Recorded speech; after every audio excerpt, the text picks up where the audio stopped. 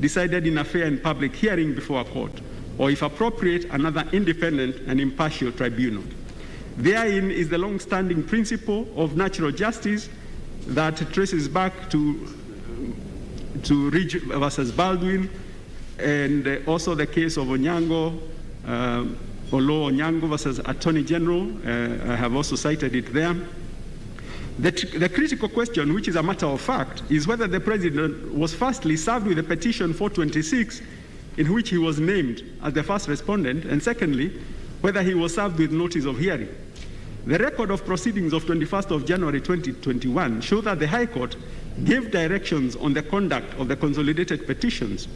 Among the directions given on 21st were directions that, quote, all the petitioners in the 7 petitions to serve the petitions on all the parties by close of business on 22nd of January 2021. The Deputy Registrar to facilitate the process where necessary, and that the respondents, interested parties, and amici to file and serve their responses to the various petitions within 14 days. On the same date, directions were given by the court regarding exchange of written submissions and the conduct of the hearing and hearing dates. The record shows that on subsequent appearances before the High Court, under the quorum in relation to petition 426 of 2020, the court always indicated no appearance for first respondent. The record does not show whether after the directions given on 22nd January 2021, any inquiry or follow-up was made by the court to confirm that his directions regarding service had been complied with. In subsequent attendances before the High Court, the record continued to reflect that there was no appearance for the first respondent, that is the President, in petition 426. The petitioner in 426, Isaac Aluocher, indicated on the face of the petition that it was to be served at the office of the President, Harambee House, Harambee Avenue, Nairobi. An email address was given, and telephone numbers, and a Twitter handle. Before this court, Mr. Aluocher filed a supplementary affidavit dated 8th June 2021, in which he attached an affidavit of service sworn on 16th of January 2021, in which he stated that he served the petition by email on all the parties, including the President, whom he served at the stated email address on 21st of December. He stated further that he also lodged a service request with the judiciary e-filing platform and got a response on 15th January, and that all parties had been served. Notwithstanding the directions given by the High Court on 21st of January, to which I have referred, it appears to me that the question whether the President was in fact served with a petition and the hearing notice in respect of the hearing appears to have been overlooked by the High Court. The continued indication in the record, no appearance for first respondent against the name of the President after the directions given on 21st of January should respectfully have signaled the court to inquire whether the President had in fact been served. The depositions by Mr. Aluocher in his affidavit sworn on 16th January 2021 filed in hearing are matters that should have been presented before the High Court in order to satisfy itself that the President was duly served. In paragraph 537 of the judgment, the High Court observes that the President did not enter appearance in these proceedings, and neither did he file any grounds of objection or replying affidavit to contest these proceedings on the ground of misjoinder or any other ground. However, there is no indication that the High Court satisfied itself that service had been effected in the first place. Indeed, in the same paragraph of the High Court judgment, the court stated, quote, as much as the Honorable Attorney General has come to his defense, the grounds of objection and submissions filed by the Honorable Attorney General are clearly stated to have been filed on behalf of the Attorney General himself and not for Mr. Uhuru Muigai Kenyatta, end of quote. An acknowledgement, in my view, that the proceedings against the President were undefended. Having concluded that the Attorney General could not in this instance represent the President, it was imperative for the court to satisfy itself that the President had been served with the petition and the hearing notice. It is also noteworthy that although the High Court expressed in paragraph 532 of its judgment that the question whether the President can be sued in his personal capacity and not as the President of the Republic is a question that, quote, should be determined as a preliminary issue, quote, it was not in fact handled in that manner. For had it been handled in such manner, the determination should have been made before the substantive hearing of the petition commenced to afford the President an opportunity to defend himself in his personal capacity. By making the determination in the final judgment, that opportunity was lost. All in all, I am not persuaded that it was satisfactorily demonstrated that service on the President was effected, and for that reason alone, I would set aside the orders made by the High Court against the President in Petition 426 of 2020. On the presidential immunity question, I have indicated that I sat in the judgment of this court in Kenya Human Rights Commission and another versus Attorney General, and my views have not changed that the decision of the High Court is right in that regard. I still hold, therefore, and agree with the pronouncement by the High Court in the present case that the President can be sued in his personal capacity during his tenure because the protection afforded under Article 143(3) of the Constitution extends, quote, anything done or not done in the exercise of his power under the Constitution.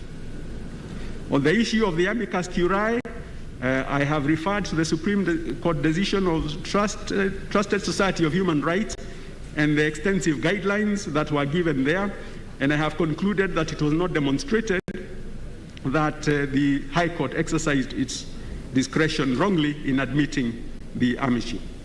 On the issue of justiciability, I have said that the matter was ripe and that it was not prudent for anybody to wait until the provisions became the Constitution and then have to contend with Article 2(3) of the Constitution, which prohibits any challenges to the Constitution.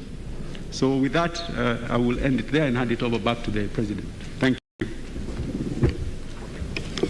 Thank you very much, my brother Justice Gatembu. It is now 1:40. We shall adjourn for 1 hour, and so we will be back at 2:40. The court will adjourn.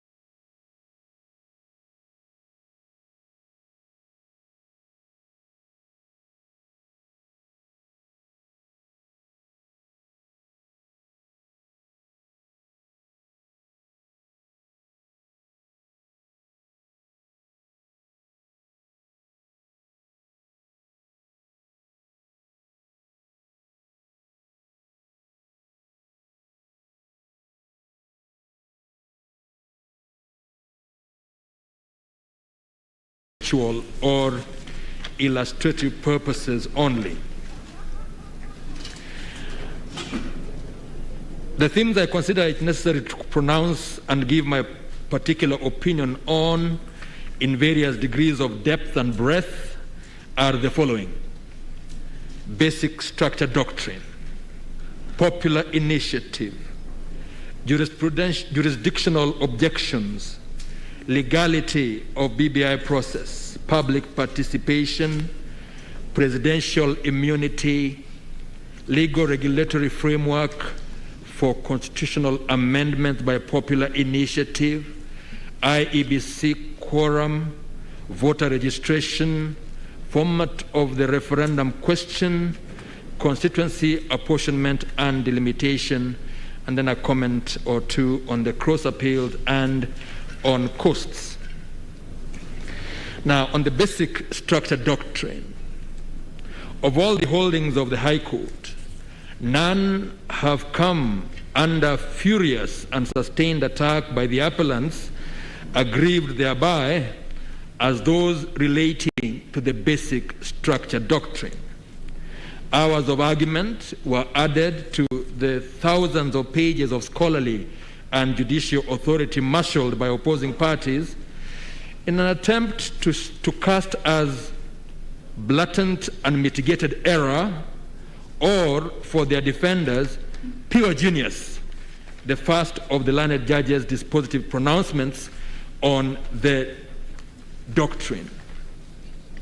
Supplementing their written submissions with eloquent and passionate addresses, the aggrieved appellants were categorical that the Triple Declaration amounted to a rewriting of our Constitution and was wholly antithetical to settled jurisprudence, both local and regional, which to their mind wholly repudiates and rejects the applicability of this strange doctrine from foreign jurisdictions far removed from our particular circumstances. In his opening address, the learned Solicitor General, Mr. Kennedy Ogeto, took the view that the Constitution has no place for the doctrine and all its provisions are amendable in accordance with clearly set out procedures for various aspects of it. The Constitution has no eternity clauses, and Kenyans consciously avoided the basic structure by making no mention of it. They struck a proper balance between hyperamendability and rigidity by including Chapter 16, which entrenched provisions with special amendment procedures. That theme was taken up by Mr. Oraro, learned senior counsel, who posited that unamendable or eternity clauses cannot be recognized unless they are stated expressly in the Constitution. When pressed to point out where the doctrine was rejected, where exactly it was rejected in the report by the committee of experts, he responded, apparently without irony, that entrenchment was implicitly rejected. Answering another question about Colombia, he said that the Colombian case was an outlier and it is a divided country and we should not follow its example by acknowledging an implicit existence of a basic structure and an amendability in our own constitution. He next made the submission that the case at bar was the first time the basic structure doctrine was applied in our jurisdiction. It had been adopted by the Indian Supreme Court in the Kesavananda Bharati versus State of Kerala and another way back in 1973 in India.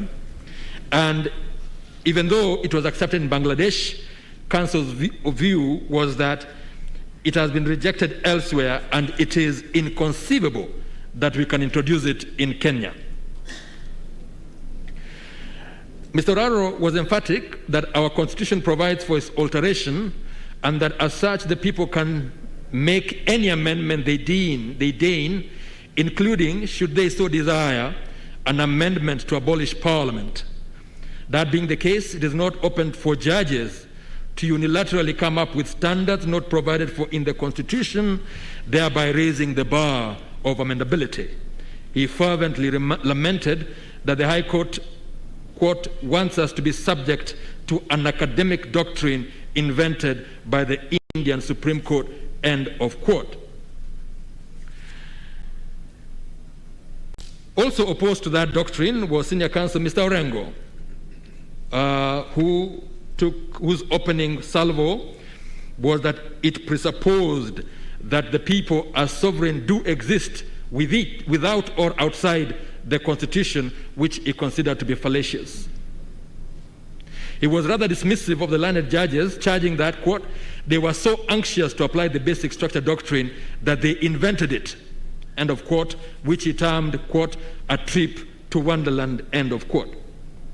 Moreover, he said, the learned judges were accused of being merely ideological and failed to notice that even the Indian judges were not agreed on what constitutes basic structure, and he therefore asserted that every article of the Constitution is amendable so long as it is done constitutionally.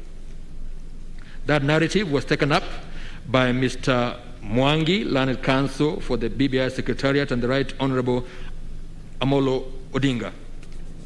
Such analysis, according to counsel, was deliberately undertaken with the aim, that's the historical analysis, with the aim of justifying the basic structure doctrine, and he took issue with the fact that the judges quoted articles by Yashpal Ghai and Jill Cottrell, Alicia Vernon, and James Gadhi, and made scant mention of the report on the Constitution of Kenya Review Commission, of the Commission, which is the official history of constitution making.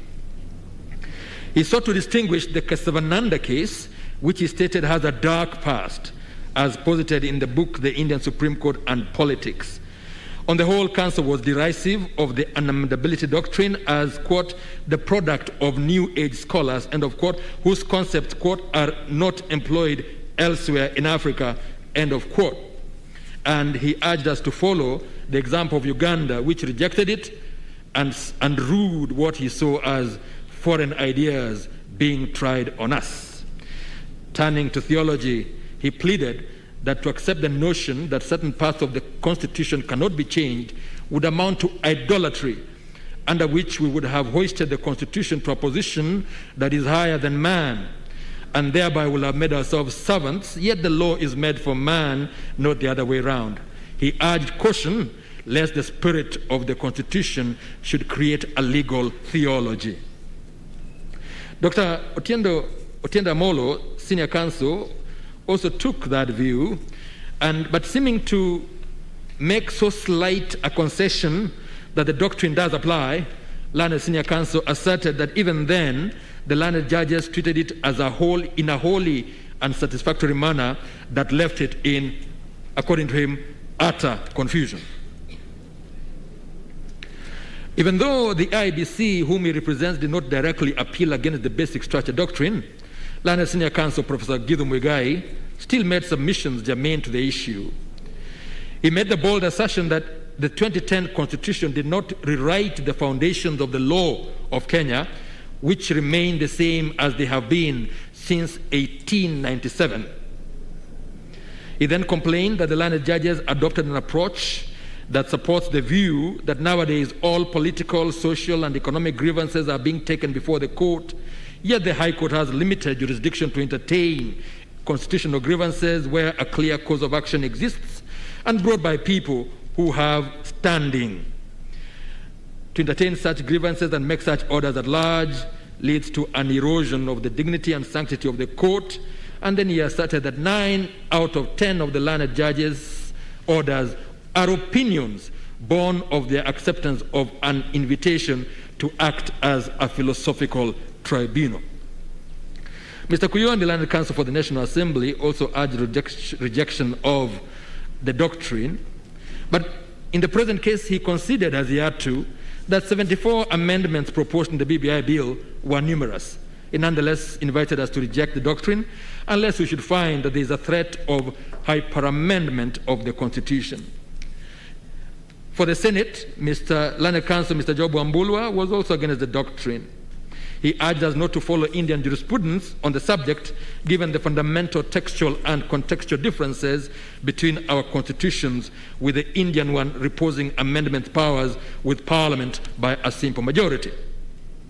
For the county of Kiambu, Ms. Njoki Mboshe, who, in support of the appeal, declared that nobody can legally, by eternity clauses, oust Wanjiku's sovereign right to self-determination, went on to emphasize that the basic structure has no place in Articles 255 and 257 of the Constitution. She urged us to exercise abundant caution in borrowing foreign jurisprudence. For the County Assembly of Kirinyaga Land Council, Mr. Ndegwa Njiru was equally opposed to the doctrine, and returning, he made reference to the Kivuitu, Priscilla Ndululu Kivuitu and another versus the Attorney General, and he said that he considered that the court there did recognize the basic structure doctrine, but added that once the people were involved through a referendum, it was within their rights to alter the basic structure. Mr. George Albert, Land Council, was of the view that Kenyans chose 10 articles to protect from amendment by requiring that they be subject to a referendum. And according to him, the terms basic structure, eternity clauses, and unamendable clauses are used interchangeably. Against those attacks on the learned judge's acceptance and endorsement of the basic structure doctrine was an equally eloquent and impassioned battery of counsel. Mr. Harvey, appearing with Ms. Angawa as Land Counsel for the first to fifth respondents, extolled the 2010 Constitution as a perfect charter. He took grave issue with the BBI proponents who proposed, according to him, 74 amendments by a single stroke of the pen, thereby dwarfing the 38 amendments to the independent constitution carried out between the years 1963 and 1991. He was emphatic that the doctrine of unamendability and basic structure actually is implicit, and that changes to that core structure can only be effected through the exercise of constituent power with four features, namely civic education, public participation, debate, and referendum. He was quick to add that the constituent power is not textualized in the Constitution, but is definitely applicable, and he placed reliance on the judgment by Justice Ringera in the Njoya case.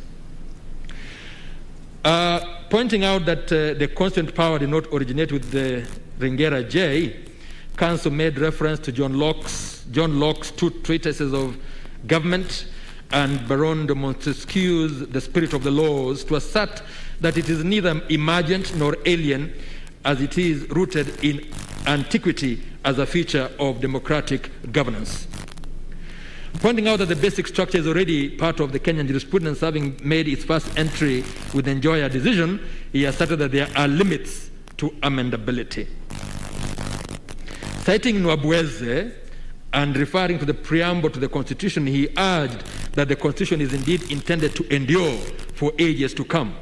It thus did not matter whether or not the basic structure was textualized as such, and he called in aid other doctrines such as the separation of powers, checks and balances, independence of the judiciary, etc., which, though not spelled out in the constitutional text, are nonetheless an integral part of the Constitution. Asserting that a strict scheme of amendment did not justify repeal of the Constitution, and that the two are in fact dichotomous, Mr. Harvey made an appeal to history, stating that amendment powers had led to effective repeal of the Independence Constitution. He pointed out that Justice Ringera had acknowledged that, but mentioned that there was no challenge to those amendments. Such fate should not befall the 2010 Constitution on account of the, quote, according to him, fortunate, successful challenge mounted by his clients against the 74 proposed eviscerations of our permanent charter, end of quote. Citing the writings of various jurists, including Professors Richard Albert and Yaniv Rosnai, Counsel warned of the dangers of populist constitutionalism characterized by constitutional capture. He also referred to Dr. Mutaha Kangu's Constitutional Law of Kenya on Devolution, in which he accepts the basic structure as applicable in Kenya. To him, the BBI proposed amendments destroy, eviscerate, and dismember the Constitution's basic structure by creating an impure presidential and parliamentary system, domiciling the cabinet in the legislature, thereby obfuscating legislative and executive functions, contrary to separation of powers, and interfering with judicial independence by creating and installing what he called an executive prefect over it in the name of an ombudsman. Mr. Mutuma counsel argued in favor of the doctrine, adding that courts bear more than obligation to defend the Constitution, as they are invested with the authority to defend it. He made a distinction between amendment and repeal by making reference to Black's Law Dictionary. So stating, he posited that the BBI initiative and Constitution Amendment Bill was an attempt to repeal the 2010 Constitution by implication. This is impermissible because the said Constitution is for eternity, which he explained to mean, quote, for as long as we have it. Next came Professor Kithure Kindiki Learned Counsel, who posited that there is a hierarchy of constitutional norms. And to demonstrate the basic structure, he posed the question whether one can amend the Constitution to change Kenya from a multi-party democracy into a constitutional monarchy, or alter its territory by having a part of it donated to another state, as had happened elsewhere in history. To him, such fundamental changes require a direct involvement of the people. He went on to say that the judges did not say that the basic structure cannot be altered, as the complaining appellant seemed to project, but rather that such changes must be subject to a deeper process involving the sovereignty of the people. He went on, indeed, appealing to us to dismiss the appeals with costs. He turned all spiritual, submitting that the BBI process was a botched attempt to overthrow the people and the Constitution, but, quote, by the mercy of Almighty God, the High Court intervened and declared it a nullity. Next came Dr. Muthomi Thiakolu, who invited us to consider a quartet of questions.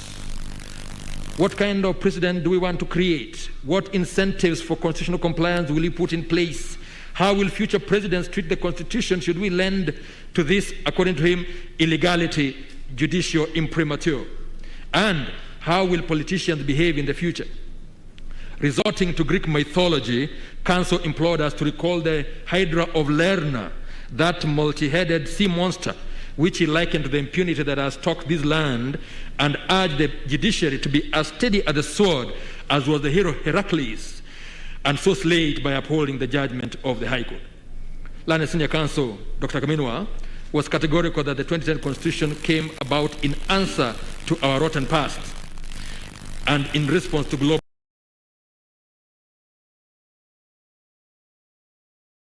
jurisprudence.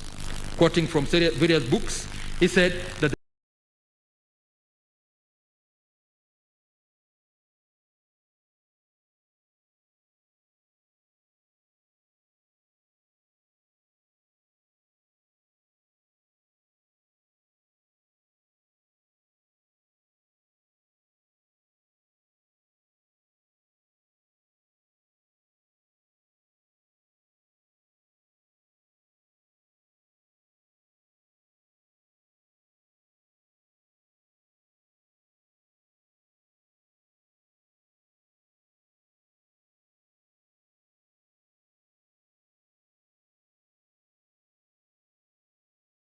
2010 Constitution was Kenya's way to sending a never again message to all that had gone wrong with us before.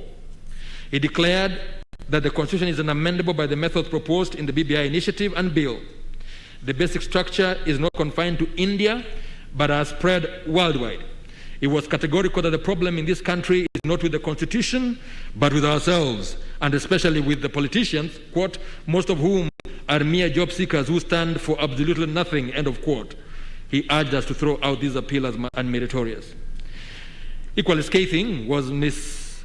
Martha Karua Lana, Senior Counsel, who appeared for the professors of law who had been admitted as amici curiae before the High Court, positing that constitutions exist to limit the excess of authority. He lamented that in Kenya, the executive, state entities, and state officers ignore the fact. Stating that under Article 165, the courts can make determinations whether anything done is constitutional, he pleaded with us to hold that the Constitution is yet to be fully implemented as the final word on its interpretation.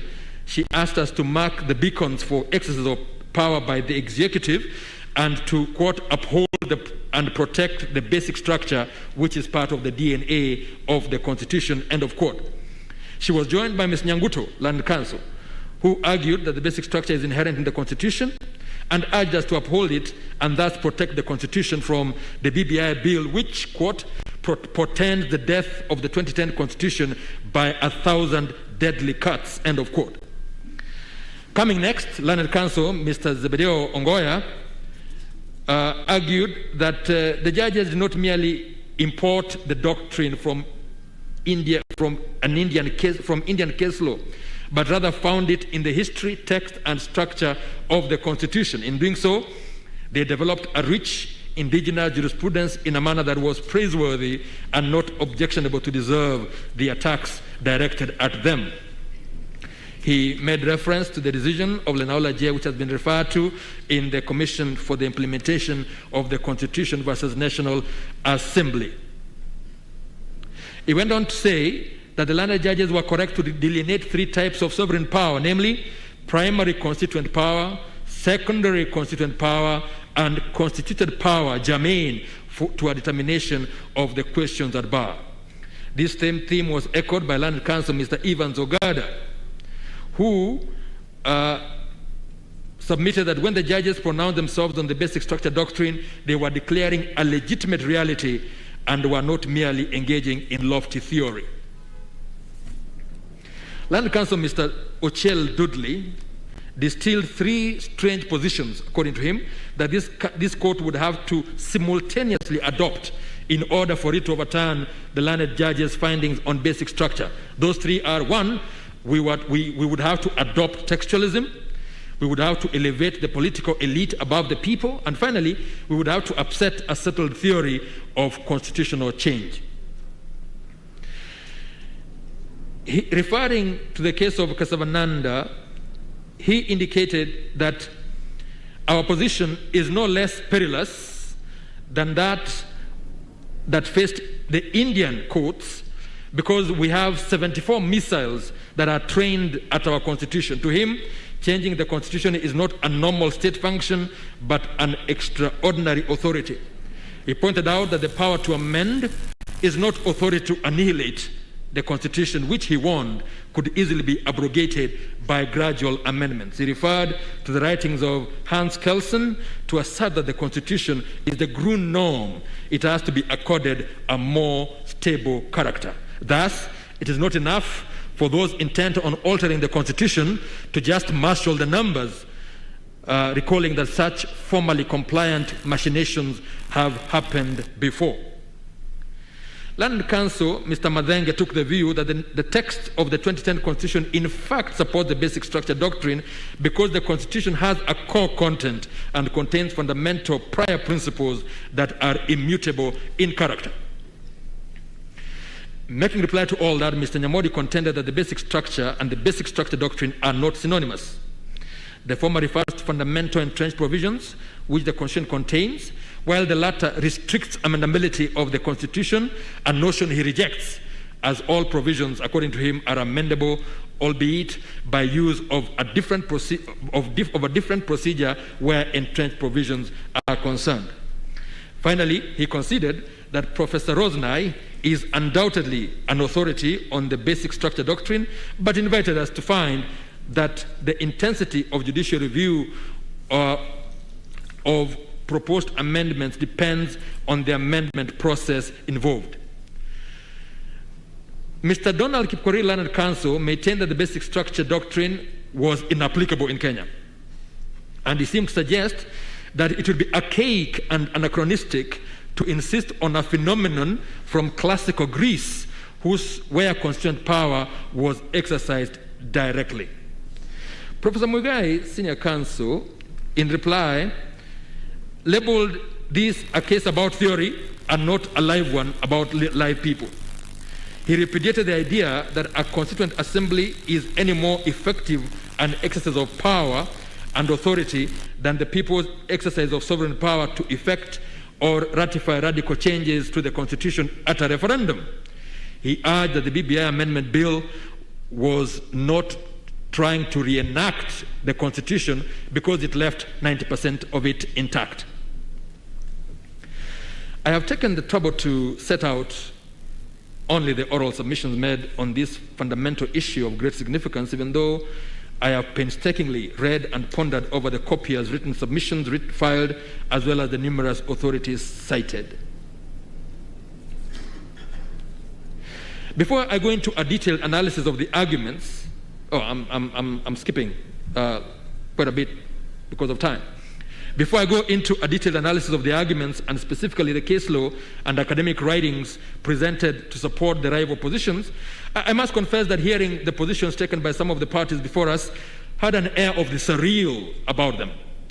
Some counsel spoke of the basic structure doctrine as if it was a novel and unheard of idea that had just set foot on our jurisprudential shores for the very first time. It was projected as a thing of pure theory, a hypothetical chimera, never before applied to real situations. Moreover, the manner in which this country's long and painful search for a new constitution was projected by opposing parties left me wondering whether we had facts and alternative facts. Well, I will refrain from drawing any inference that any of the learned counsel before us were out to mislead the court, at least at this point, and give it the most charitable interpretation that texts sometimes speak differently to different readers. But counsel should nevertheless endeavor to apply their best mind to extract the true meaning of the constitutional text as well as the judgments and academic writings on a subject. Only then can they be truly said to have assisted the court and shown themselves honest guides as required of advocacy at the bar. I do not consider it necessary to go into to do a detailed history of the making of the 2010 Constitution. Suffice it to say that its promulgation, which is seen as the birth of the Second Republic, was the culmination of many years of struggle and pain, sweat and tears, in which liberty, limb and life were harmed and lost so that Kenyans could have a better life of freedom and dignity, and in particular, that they could have a government that is answerable to them and leaders who serve them, not lord it over them. The Constitution is a charter of liberty, the embodiment of a new deal, and a break from a past characterized by oppression and suppression of freedoms as simple and essential as expression, association, and assembly. The one-party state, first de facto, and then by the instrumentality of the rushed amendment that brought in the infamous Section 2A of the retired Constitution, installing the Kenya African National Union as the sole political party de jure, brooked no opposition. Treason, sedition, public order, foreign exchange restrictions, and a motley other laws were used to beat the populace into submission. Detention without trial, torture, prosecutions on trumped-up charges, confiscation of passports, and many other misdeeds marked the darkest days of independent Kenya. The spirit of our nation is a resilient one, however, and buoyed by and inspired by happenings elsewhere, including the collapse of the Berlin Wall and the reforms occurring in the former Soviet Union through the policies of glasnost and perestroika, there was sustained agitation for more democratic space. In time, Section 2A was repealed, reintroducing multipartism, and through false starts and faltering steps, the new constitution was born. It was the product of phenomenal public participation and driven by bold Kenyans represented as the ordinary Wanjiku, who might as well have been Auma, Amina, Chela, Mwende, or Mora, and all of their male equivalents. Kenyans gave their views on what ailed their land and their institutions of governmental power. Their cry was for a more equitable share of resources, and ensure that their voices were heard before they declared in a detailed preamble that they were, among other things, honoring those who heroically struggled to bring freedom and justice, proud of our diversity, recognizing the aspirations of all Kenyans for a government based on the essential values of human rights, equality, freedom, democracy, social justice, and the rule of law, and exercising their sovereign and inalienable right to determine the form of government of our country, and having participated fully in the making of the Constitution. To my mind, this preamble provides the context and setting, the background and canvas against which an analysis or interpretation of the Constitution must be undertaken. The Constitution was not the product of an immaculate conception. Rather, it was the product of a rich experiential milieu of legal, social, and political interaction, more particularly captured in numerous historical accounts of trial and ultimate triumph, including the final reports of the Constitution Review Committee and the Committee of Experts. Any court interpreting the Constitution must perforce be alive to the historical background if it is to do justice to the text of the Constitution. Anything short of that would be drab, dry, and skeletal at best, lacking the pulsating animation of a living document possessed of a spirit and an ethos. Indeed, as if fully aware of the easy slide to dry formalism in construction and obsession with text and lexical renderings, oblivious to history and context, the Constitution itself provided the keys to its construction in explicit terms in Article 251(1), which is that it must be interpreted in a manner that promotes its purposes, values, and principles, that advances the rule of law and the human rights and fundamental freedoms in the Bill of Rights, that contributes to good governance, and every provision of this Constitution shall be construed according to the doctrine of interpretation that the law is always speaking. It seems to me plain beyond argument that fealty to the constitutional text itself throws open the pathways of interpretation, to the end that one must look at what the Constitution provides in a manner that is wide and imaginative, so that it should be given the fullest amplitude of meaning and intent. The interpreter must have the purposes, values, and principles of the Constitution ever in mind as he undertakes the task. What is called for is purposive, value-laden, and principled approach to constitutional interpretation, as opposed to a narrow, neutral, and ultimately neutered formalism. Moreover, those charged with interpreting and giving effect to the Constitution cannot shut their eyes to, or be indifferent to, or worse, evince a hostility towards the rule of law, human rights, and fundamental freedoms. The Constitution commands judges to be active participants in those causes, and it behoves us to constantly introspect and deliberately push forward the rule of law and the human rights project.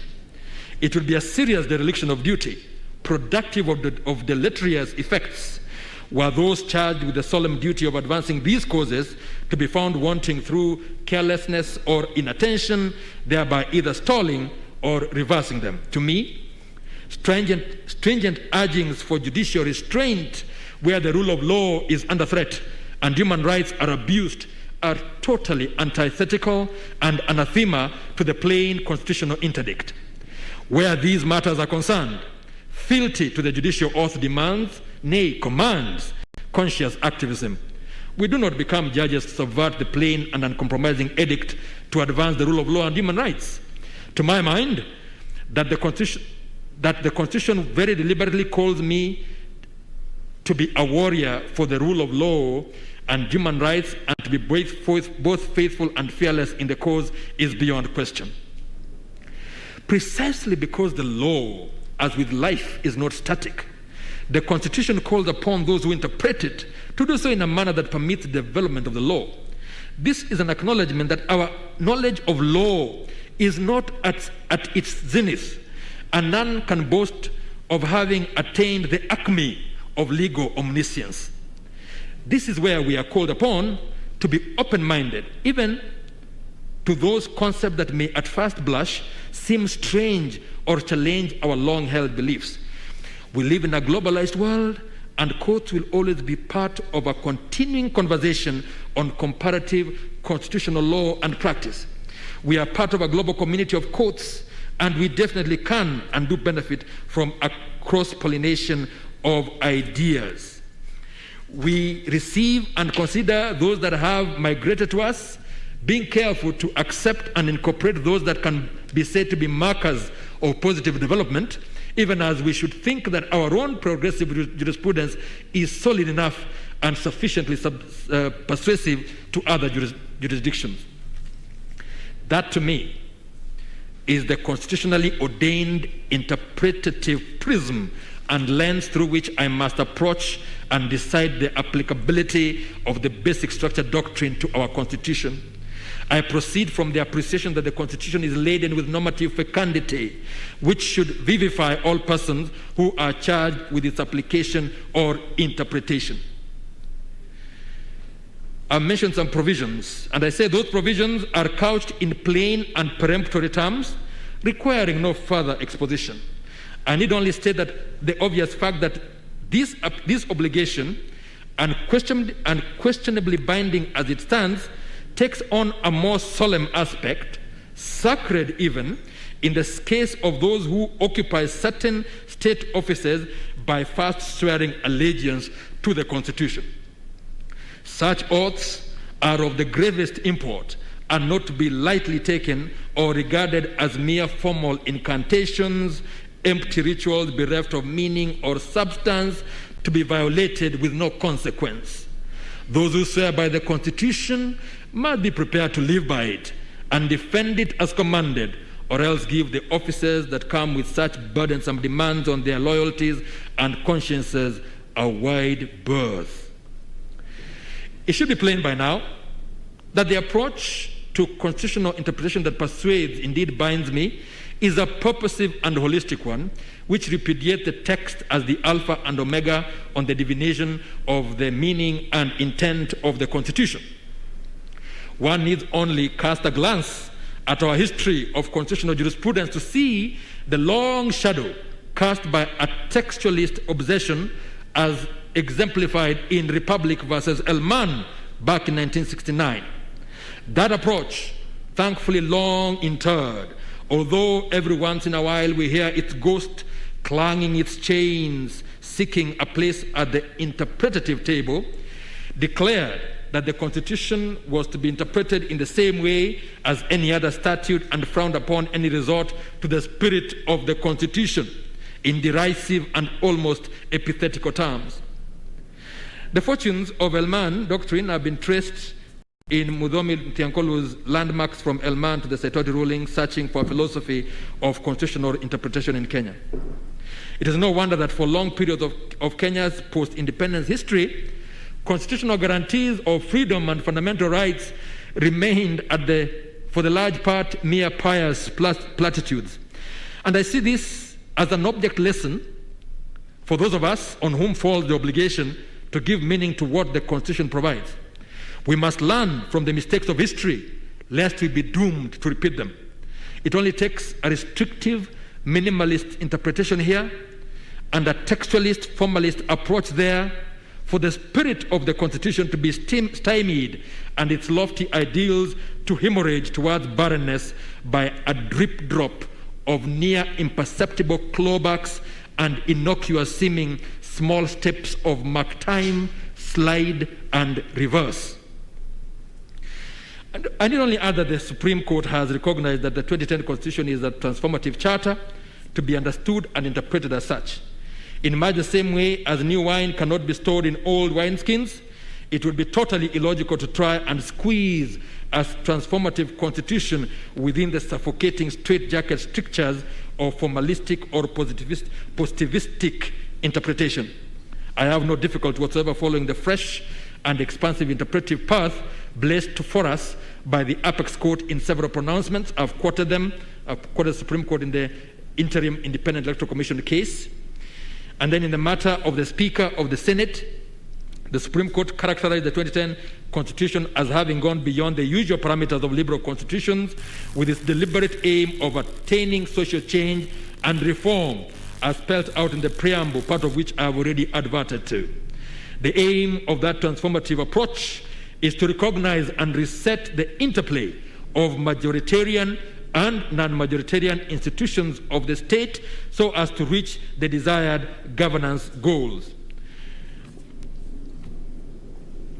It is not difficult to see that such a constitution can ill afford a mean-spirited and narrow-minded interpretive approach, as that would totally negate and defeat its transformative aims of facilitating the socio-economic and political growth of the country. This is identified in the Supreme Court Act, but flows from the Constitution itself and must guide all courts in interpreting the Constitution. I have agreed with the words of Chief Justice Emeritus Mutunga in the Speaker of the Senate and another versus the Attorney General.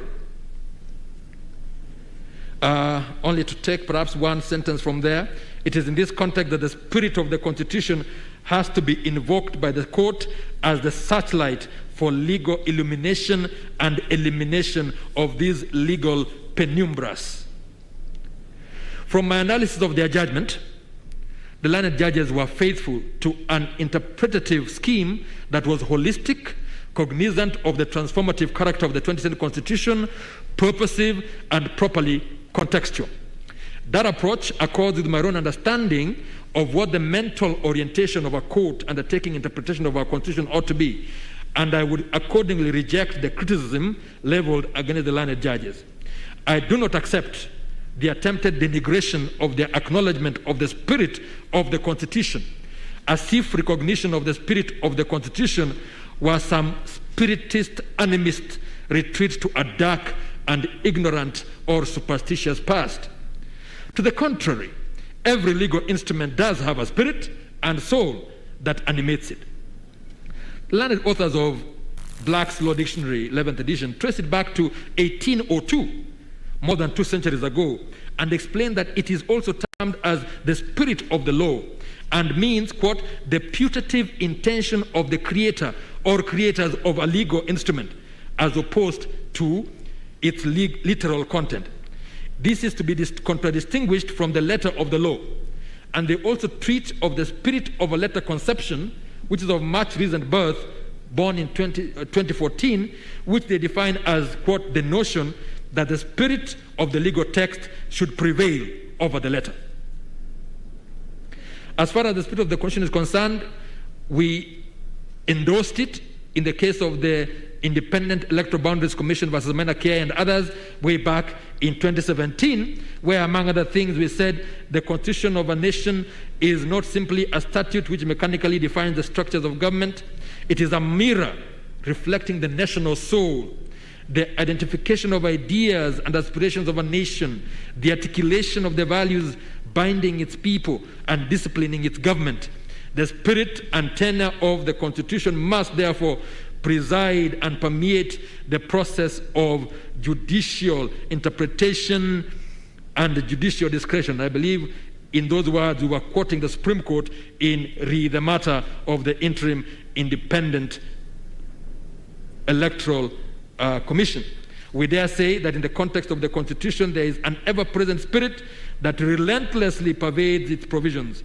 As a consequence, that spirit, which is always speaking, must be discerned as an integral part of interpreting the provisions of the Constitution.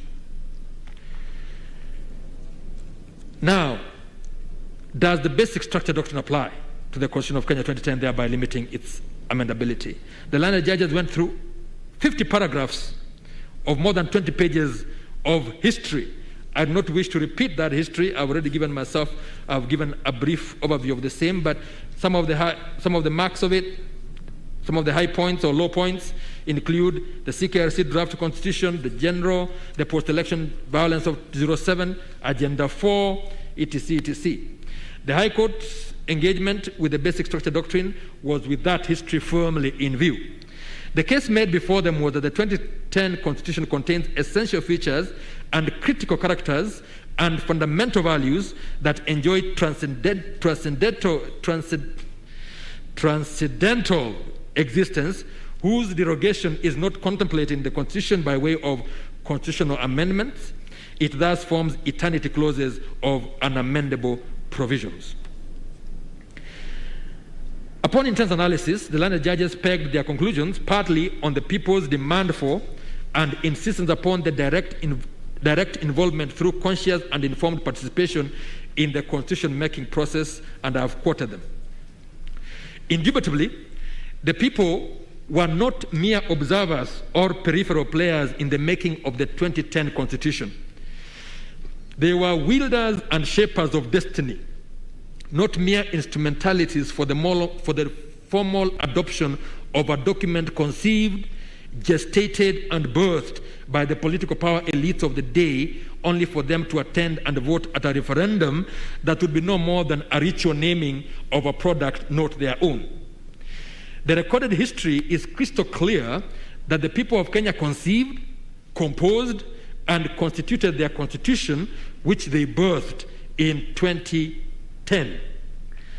And it is only natural, in the way of the Swahili saying, uchungu wa mwana aujuaye ni mzazi, it's the mother who knows the pain of childbirth, as contrasted with my native Kisi saying that mwana vandima mire makendu, another's child is but cold phlegm, that the people of Kenya were very particular that the child of their own making, in which resided their hopes, dreams, and aspirations, as well as a clear statement and architecture of how they wish to be governed, should not suffer the fate of the previous constitution. That other had been amended many times in a deliberate and systematic scheme to quarter it, water it down, dismember, and all but obliterate the promise of freedom for the citizens and limited government that it once had. They expressed their views to CKRC, which I have quoted, and the concerns about constitutional dilution, abrogation, or capture through amendments were also captured. Indeed, they said, considering how quickly and fundamentally the Independence Constitution was amended, how can we protect the new constitution from a similar fate? I'm quoting from the CKRC report. And then they also asked, how can we prevent the decay of constitutional institutions and state organs, as has happened with the institutions of the present constitution, the past constitution? Now, it is a sad blight on Africa's post-independent experience that no sooner did the nations gain independence than the power elites embarked on diluting and dissolving all restraints on power and authority, a blurring and final obliteration of checks and balances, and a concentration of power in the presidency. They did this principally through facially legal and constitutionally compliant changes to their constitutions. I have immersed myself in the writings of Professor Nabueze relevant to this subject and taken account of his description in excruciating detail and depressing detail of the manner in which power became so concentrated in the hands of the founding fathers, the heroes of independence, to the detriment of good governance and the rule of law and the liberty of citizens. In Presidentialism in Commonwealth Africa, for instance, he dedicates chapter 5 to the office of the president and starts off under the head the extent and reality of presidential power by pointing out that the most striking feature of the presidency in Africa is its tremendous powers. He goes on to state, which I consider germane to quote in extenso for a full appreciation of the reality that informed Kenya's search for a new constitutional paradigm. He said many things, but just one sentence I will quote there. The Africanness of the presidency in Africa refers to the fact that it is largely free from such limiting constitutional devices, particularly those of a rigid separation of powers and federalism. Now, he talks about aggregation of power, concentration, etc. So that aggregation and concentration of power, with the attendant creation of imperial presidency, was achieved mainly by constitutional amendments. To achieve them, the restrictions to the amending powers built into the independence constitutions were assaulted and successfully abolished or attenuated. Ghana, the first country to attain independence in 1957, was quick to abolish all the restrictions to amendability, even and especially of entrenched provisions the very next year by the Constitutional Repeal of Restrictions Act of 1958, which was passed strictly in accordance with the prescribed procedure. Thereafter, a simple majority sufficed for every constitutional amendment. The proponents of the abolition of restrictions to the amendment power, including Nkrumah himself, castigated them as a colonialist imposition, an affront to the sovereignty of the new state, and a perversion of the democratic state. I must confess, it did give me an uneasy sense of deja vu when I heard similar arguments made before us in condemnation of the learned judges for deigning to find that there is a limitation to amendment of the 2010 Constitution. Nobweze then recounts the Kenyan experience under which the provisions relating to entrenchment and thus restriction of amendment power were systematically removed or watered down. I believe this particular part was also quoted by my learned brother, Mr. Justice Gatembu. I will not go over it again. After detailing the same trend in Uganda, Tanzania, Malawi, and Zambia, the author observed quite correctly, in my view, that whereas amendments per se may not be objectionable, quote, too frequent amendments may tend to reduce the Constitution to the level of an ordinary law, depriving it of any claim to respectability and devotion, which might in time earn for it a status akin to sanctity. Kenyans were keen to ensure that the 2010 Constitution did not suffer the same ignominious fate as its predecessors, and they told the CKRC that its amendment had to be restricted. And I have quoted the report on what the people said and the commentary by CKRC, where indeed they concluded the people therefore wanted a fairly rigid arrangement, the amendment of which would require their participation in some form. In their view, the new constitution should only be amended in the same way in which it is made. I have laid emphasis on the last part of the commentary because, to my mind, the people of Kenya were quite clear that they were not going to cede the constitution to the vicissitudes and vagaries of political expediency.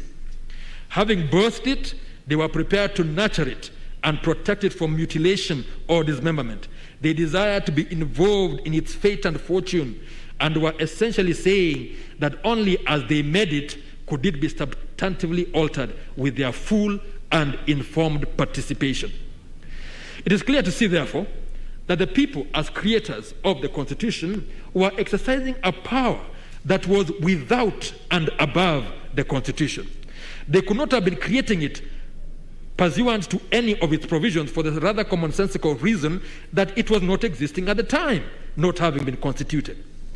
The power to constitute a constitution predates the Constitution, and it is, with great respect, quite absurd to seek constituent power within the Constitution. The power is original, a priori, primordial, and is inherent in the sovereignty of the people. It is not subject to the Constitution, which is but an emanation of it. This is the constituent power with which the people themselves, acting directly, can both make and replace a constitution. I've quoted Nobweze. The Njoya decision, which Ringera actually quotes Nobweze, was never appealed against and has remained the law on this subject, followed and reaffirmed on many occasions over the last 15 years. I have gone over Ringera's judgment, Ringera J's ruminations on the subject of constituent power, its being an expression of the sovereignty of the people, its existence outside the Constitution, yet having implicit recognition in it with a cognizable juridical status. Having done so, I think I can do no better than set out at some length what he had to say, with which I fully concur and apply mutatis mutandis to the 2010 Constitution, but because of time, I will not read all of this stuff that he said. The relevance of the constituent power to a discussion of the basic structure doctrine is that it is presented as the only authority that can effect a legitimate alteration to an aspect of the Constitution that lies at its core or relates to its essential character. The argument is that amendments or alterations of that kind are not amendments properly so called, but have the effect of abrogating it or destroying the very foundations or pillars upon which it rests. I've quoted John Rawls in Political Liberalism, where he says, he gives an example of whether the Americans could decide and amend the first Constitution, the First Amendment, and replace it with an opposite fundamentally contradicting principle, such as establishing a state religion. Such a move would amount to a constitutional breakdown or revolution in the proper sense, and not a valid amendment of the Constitution. Professor Robert Albert, in an article called Constitutional Amendment and Dismemberment in the Yale University Law Journal of International Law, states that this Rawlsian view reflects the conventional understanding in the field of constitutional change.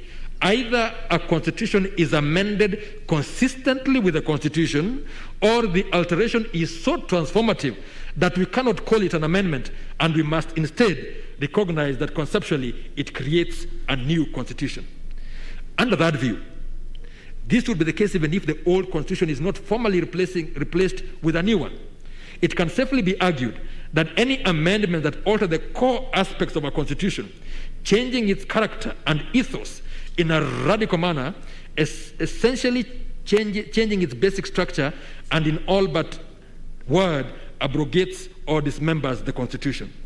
The basic structure doctrine and the notion of constitutional dismemberment have the same effect of positing that such constitutional amendments are in fact unconstitutional. I've quoted the concurring opinion of Mr. Justice H.R. Khanna in Kesavananda. And I just want to mention that it's important to note that the Indian Constitution, just like ours, did not then and does not now contain unamendable provisions in its text. It lacks express limitations to its amendability.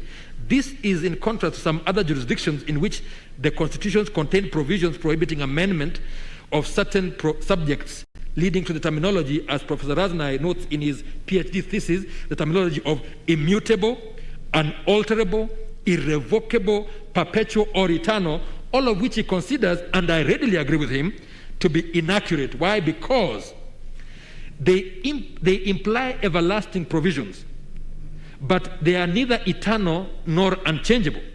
While they serve as a mechanism for limiting the amendment power, they do not and cannot limit the primary constituent power. Moreover, their content can also change through judicial interpretation. The Brazilian terminology, which refers to these provisions as Petraeus clauses, which I understand, that's me, which I understand to mean founded on rock.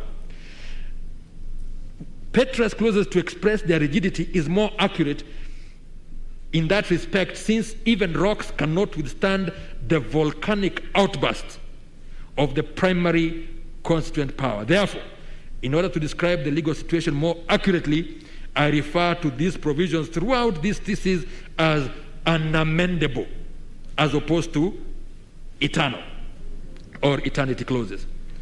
The scholar notes that the technique of expressing prohibiting the amendment of certain state features, be they the form of government, separation of powers, or the like, spread like a fire in a thistle field, or, if you like, in the Gikomba clothes market, and was impelled in part to protect the Constitution by guarding against what he calls popular levity and legislative caprice.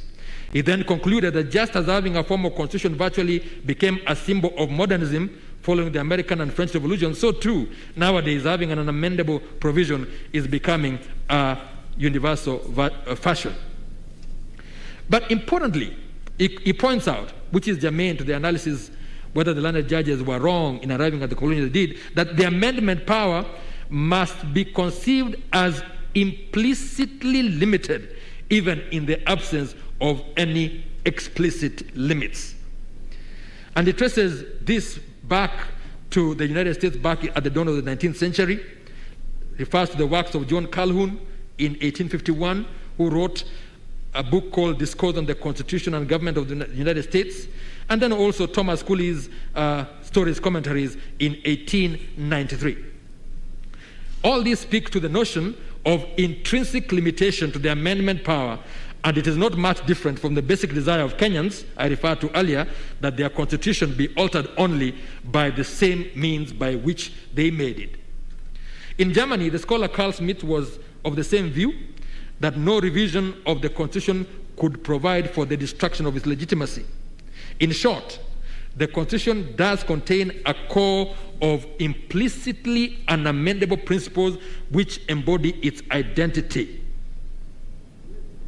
According to Rosnay, the argument in favor of implicit limitations on amendment powers did not remain in the realm of theory, but migrated from Germany to India in the 1960s, where, due to stormy political events, it was applied practically and most notably elaborated. I have indicated and traced the fact that that theory, doctrine, had an incremental fate in India. It was rejected in the case of Shankari Prasad versus India, and then it was again rejected in 1965 in the case of Singh versus Rajasthan. The first foothold of that doctrine was when a narrow majority of 6 versus 4 versus 5 of an expanded bench in Golaknath versus State of Punjab reversed those earlier holdings without invalidating the amendments in question. I need to mention here that that great break was contributed to by the writings of Dietrich Conrad, a German professor of Asian law, that had been placed before the court by one of the petitioner's lawyers, one M.K. Mambior, and I have indicated that this goes to show the value of research. When lawyers do good research, you get good results in the judgments.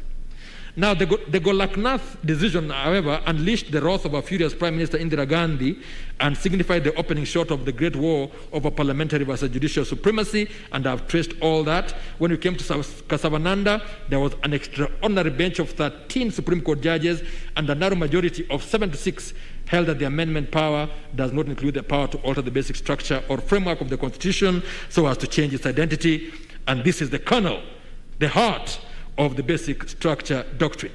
Now, the majority faced reprisals from Gandhi, most notable being that her breaking with custom to appoint Justice Ray, the senior-most of the dissenting judges, as Chief Justice instead of the senior-most judge of the court, who happened to have been in the majority. Now, in Indira Nehru Gandhi versus Raj Naram, 5 judges unanimously confirmed the basic structure doctrine in 1975. Come down to Minerva Mills versus Union of India in 1980. Again, there was a unanimous holding that held that insofar as a certain section there removed all limitations on Parliament's amendment power, it conferred on it the power to destroy the Constitution's essential features or basic structure, and this was beyond the amendment power and thus void. Now,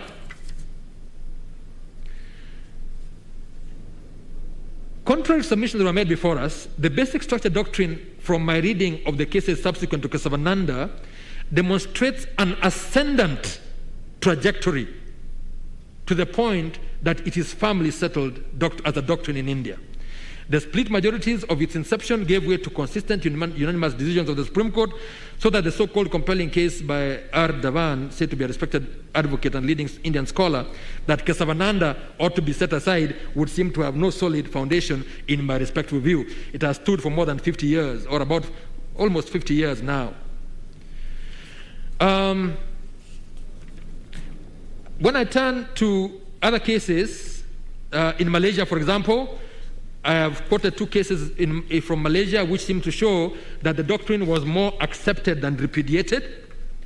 I have also taken time that taken note that other Asian countries such as Bangladesh and Pakistan have embraced and fully affirmed the basic structure doctrine. I've quoted some cases there.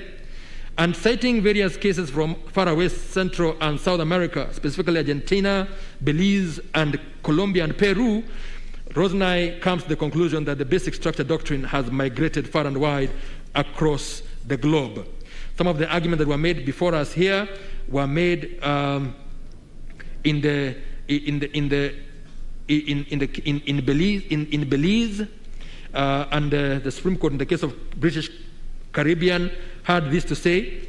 They referred to the Indian basic structure and then said, though the Constitution of India is different in several respects from our Constitution, both constitutions have basic structures, features such as judiciary, rule of law, fundamental rights, and separation of powers.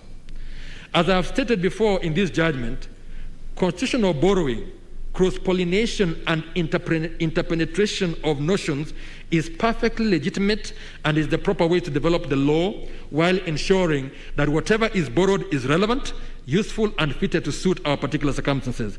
I need only add that the legal scholars have recognized and encouraged constitutional borrowing by courts for persuasive purposes, and there are all manner of articles. Can constitutional borrowing be justified? In the University of Pennsylvania Journal of Constitutional Law, and then constitutional borrowing in the Michigan Law Review. I note with a measure of bemusement that while castigating the learned judges for relying on foreign jurisprudence, the aggrieved appellants have laid before us numerous decisions of foreign courts. I was at first minded, I have mentioned some of the things that were quite off in the manner in which the submissions were made. We were told that cases said one thing when in actual fact they said something else. I'll give an example. In one of the submissions, it was said that in Uganda, the Supreme Court, in the case of Paul Semogerere and others, equally dismissed the Kesavananda doctrine. And then they quote a passage that I think was quoted by one of my colleagues this morning about those who make the Constitution know what's good for them, etc., etc. And then, but now, this is what I say. Now, after reading, from a reading of that passage quoted by counsel, the impression is that all those words were by Mr. Justice Tesekoko of Uganda. But in truth, only the last paragraph contains his words. Now, having read the Semogerere judgment myself, which was usefully, if ironically, supplied by counsel in volume 8, I cannot but respectfully conclude that the case does not at all advance the appellant's particular argument or case. First of all, it turns out that the bulk of the excerpt attributed to Judge Tesekoko are not his words. They are actually words apparently found in a Kesavananda dissent, which the judge quotes not directly from the judgment, but as said to be quoted in a Singaporean case. The judge himself puts it thus at page 8 of his judgment. He said, no copy of the judgment of Kesavananda case was availed to us. I have not been able to lay my hands on the full judgment, but passages of it are quoted in the Singaporean case of Sesolung. Now, with great respect, I cannot see how it is possible for Semogerere to have dismissed Kesavananda, as we are urged, when the judges deciding it had not even engaged with the doctrine and had not even read the judgment. In fact, nowhere in Semogerere is there a whiff of rejection of the basic structure doctrine, which is the heart and essence of Kesavananda. To the contrary, Tesekoko J indicated that in his considered opinion, Kesavananda case was misunderstood and therefore misapplied to the petition that was before the Constitutional Court. And then he talks about what he thinks Kesavananda, which he didn't read, was about. Now, I did not say anything on the judge's understanding of the issue in Kesavananda, which I, unlike he, have read in full. But it should be obvious that given the infirmities I have pointed out, Semogerere, as presented before us, cannot be a basis for the contention that the basic structure doctrine was rejected in Uganda on that occasion. The same also goes for the case of Male Mabirizi and others versus the Attorney General of Uganda, where it seems to say, the judge said that the basic structure doctrine is still at a nascent stage of development. This is a 2018 decision, but from what I've said, the basic structure is not nascent, it's not new, it has actually grown quite old. Now, having undertaken so detailed an account and analysis of the Indian experience with the basic structure doctrine and its migration across the globe, I have no difficulty discounting those conclusions as untenable. I would also reject the the decision cited to us of the Honorable Attorney General of Tanzania versus Christopher Mtilika, because there the court said, the Court of Appeal of Tanzania, it said that the courts must eschew a loosening of judicial discipline in interpreting the explicit provisions of the Constitution. And they went on to say that a tightening of judicial scrutiny would be necessary. Now, I think that is the very antithesis of what our Constitution requires of our courts. I cannot accept as a correct reading of the Constitution, less still a persuasive one, for me to follow the conclusion reached there that everything is amendable once the procedure for amendment is followed and that the basic structure doctrine does not apply. The conclusion I have arrived at, out of my forays into the jurisprudence and learning I have referred to, and much more besides, is that the basic structure doctrine is legitimate and sound. I would think it's strange that anyone would doubt the existence of a basic, fundamental, essential core, being the pillar upon which the Constitution stands, and from which its character, ethos, and identity flows. There is a certain undeniable simplicity to the notion. I thought of it as a house. Any and every house, be it simple, complex, and elaborate, must have some structure with its bare essentials. Even as some houses have fewer items than others, going into their basic structure than others, so would different constitutions differ in complexity. I was pleasantly surprised to see that Joseph Raz, in a book called Between Authority and Interpretation, uses the analogy of a house to differentiate between minor changes to the Constitution, like redecorating a house, and major ones that alter its character. Rosemary refers to that very analogy of a house. I will not say much more on what he says.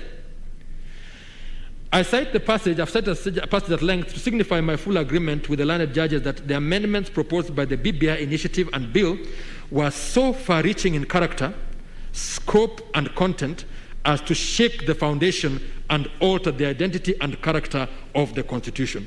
They were effectively dismembering the Constitution, blasting so huge a hole in it as to pulverize its foundations and essentially create a new constitutional order.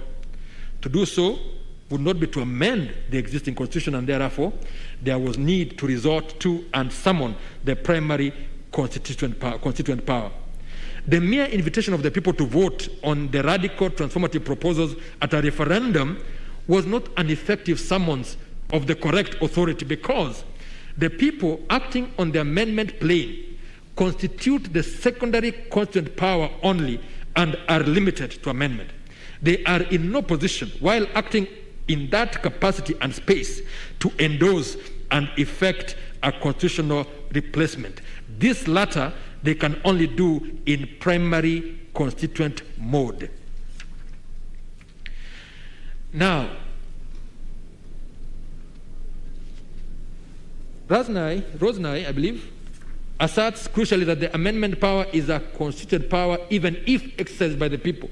Moreover, no constituted power should be entitled to abolish the democratic system. To my mind, that is the cognitive posture that we should adopt in answering the question whether the notion of limitations to the amendment power discussed by so many courts loses any of its logical force by the fact that the amendments proposed in the case at bar and contemplated by Article 255 and 57 of the Constitution require approval by the people in a referendum. The conclusion appears to me inescapable that as long as what is contemplated is an amendment, it will ipso facto be limited. The limitation in this case stems from the fact that certain aspects of the proposed amendments unquestionably go to the essential core and fundamental fabric of the Constitution, thereby purporting to alter irredeemably its character and identity. Such radical alterations are not amendments in the real sense of the word, for there has to be a limitation to what amendments can achieve. And I would think that dismemberment is dismemberment, whether effected through surgical amputation or through rough mutilation. It matters not whether you carve Caesar as a dish fit for the gods or hew him as a carcass fit for hounds. The cats are mortal either way. I have said enough, perhaps more than enough, to show that I do not think a sufficiently compelling case has been made to warrant our interference with the conclusion that the learned judges reached with regard to the basic structure doctrine and its applicability in Kenya. I have gone back to what Lenaola J had to say in the Commission for Implementation of the Constitution, was National Assembly. I am fully in concord with the reasoning. I'm so fully in concord with the reasoning of Lenaola J that I will not add a single jot or tittle to his reasoning. Having come to the conclusion that the basic structure doctrine is applicable, the conclusion is also inescapable that the amendment power set out in Article 255 to 257 of the Constitution is limited, and that the basic structure can only be amended through the constituent power. That constituent power can only be properly summoned and exercised in accordance with the four-sequence process of civic education, public participation and collection of views, constituent assembly debate preceding a referendum. And this accords with the holding in Njoya. I would hold without hesitation that a referendum cannot be effective as contemplated by the constituent power unless the initial three steps have been involved and engaged in real and substantive, as opposed to a ritualist and minimalist manner akin to a mere token ticking of boxes. Ringera J said, all in all, the limitation of Parliament's power was a very wise ordination by the framers of the Constitution, which is worthy of eternal preservation. I think, with respect, that the amendments to the Constitution contemplated and proposed by the BBI Amendment Bill have the potential to alter by one fell swoop the fundamental pillars that define and undergird our Constitution. They are truly no less than a ballistic attack on our Constitution's foundations, including separation of powers, independence of the judiciary, and Chapter 15 commissions and independent offices, not to mention supremacy of the Constitution, sovereignty of the people, and the national values and principles of governance. I accept that this is not exhaustive and should be dealt with on a case-by-case basis. Ringera J indicated that we have been down this road before, but without judicial challenge. I surmise that a cowed populace probably did not have the courage to seek redress, nor was the judiciary back then particularly famous for the defense of the Constitution. For the superior courts of this country at this time, there is no luxury of indifference or neutrality.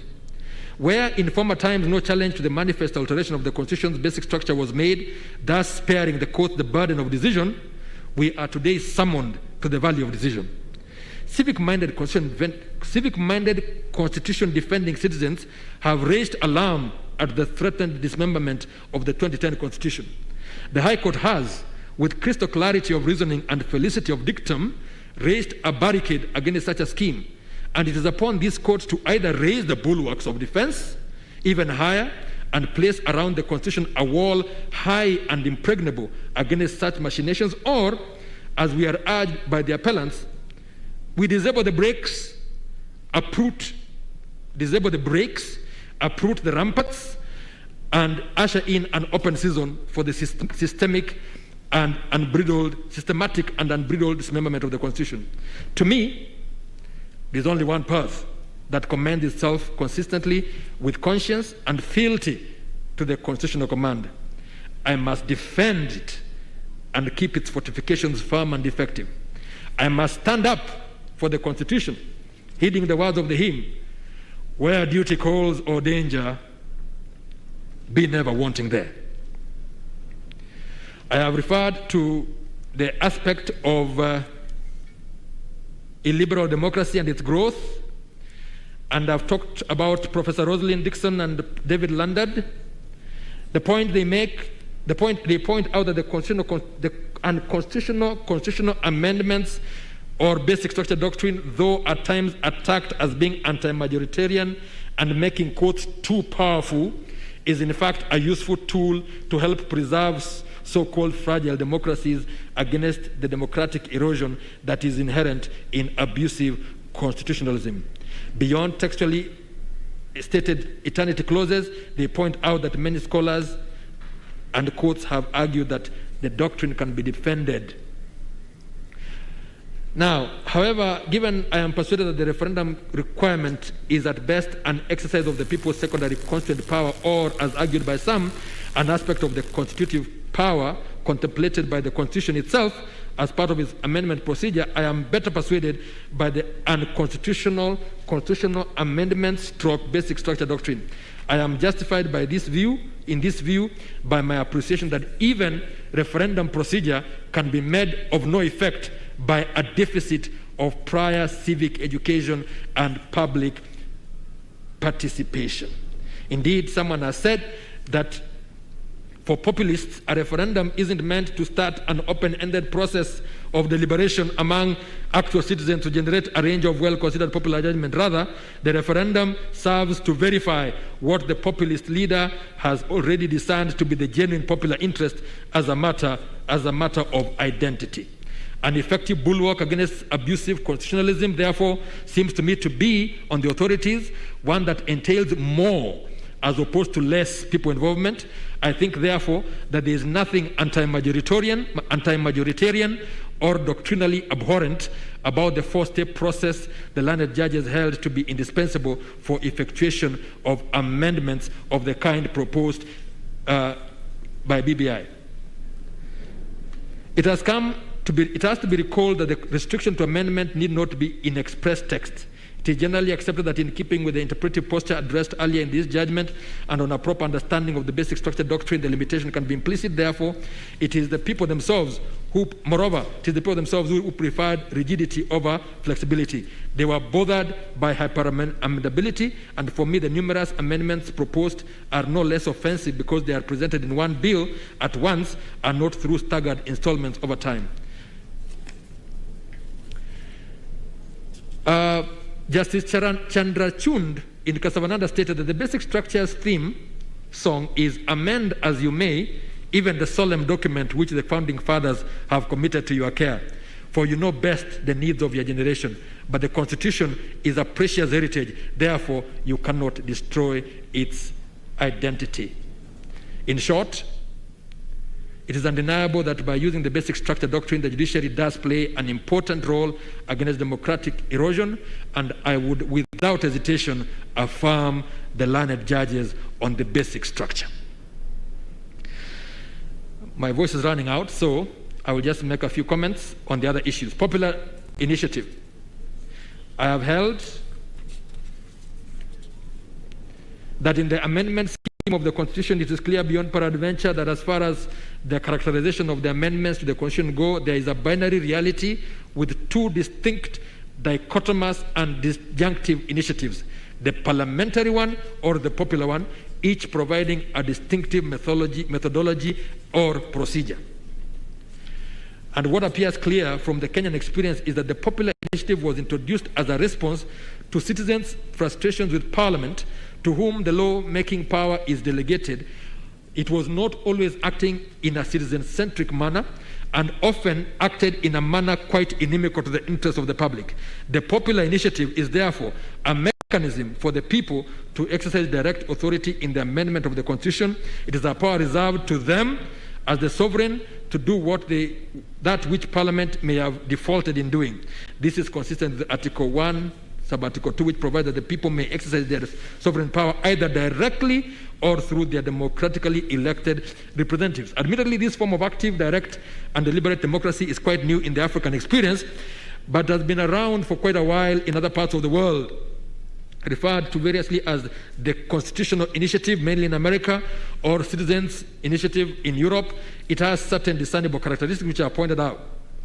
Now, one of the things to note is that in an article by Maya Setale and Theo Schiller, editors, Citizens' Initiatives in Europe, Procedures and Consequences of Agenda Setting, the author draws a valid and useful distinction between compulsory referendums, which are for constitutional changes proposed by the government or the Parliament, and the popular initiative, which allows for any other group outside of the Parliament to put a proposal on the table. By the term popular or citizens' initiative, we refer to procedures that allow citizens to bring new issues to the political agenda through collective action, that is, through collecting a certain number of signatures in support of a policy proposal. The role of these citizens' organizations, social movements, civil society organizations, etc., they are the ones who lead the citizens. The role of these organizations outside of formal representation through Parliament is the answer to the political marginalization of the citizens, famously expressed by Jean-Jacques Rousseau in The Social Contract this way, and which might have universal application. He said, the English people, and you could put any other people there, the English people think that they are free, but in this belief they are profoundly wrong. They are free only when electing members of parliament. Once the election has been completed, they revert to a condition of slavery. They are nothing. End of quote. It includes in the perspective other optional plebiscites which are identified as presidential, governmental or parliamentary initiatives. And these are contradistinguished from the direct democratic perspective that trusts in the people to initiate the direct decision-making process. In this range, we have the popular initiative, the popular referendum initiative. From my reading of the literature on these subjects, I am fully fortified in my view, which coincides with that of the learned judges, that a popular initiative is a citizen-conceived, citizen-initiated, and citizen-driven process. And these are the ordinary mwananchi. If the initiative is born of presidential fiat, no matter how well-intentioned, it ceases to be a popular initiative and must be recognized and named a state or presidential initiative. Now, in answer to the question whether what happens when the president has a parliament that doesn't listen to him, I do not doubt that the president, with his wide array of powers and influence, could have used the parliamentary initiative through his party and others with which he works, or could work in a coalition of the willing to bring about the changes to the constitution that he seeks. The president's role in the conception and initiation of the Building Bridges initiative is writ large, and with it the panoply of power and prestige of his office. First was the handshake, then the BBI Gazette, which was appointed by task force was appointed by Gazette, which is an official government publication. The task force prepared a report which it presented to the president as president and commander-in-chief. Moreover, the president again appointed the steering committee on the implementation of the BBI report by way of a special issue of the Kenya Gazette. Their report was presented to the president at a state lodge. That everything about the process bore the imprimatur of state involvement. It was a presidential government project, and this was wholly antithetical to the popular initiative.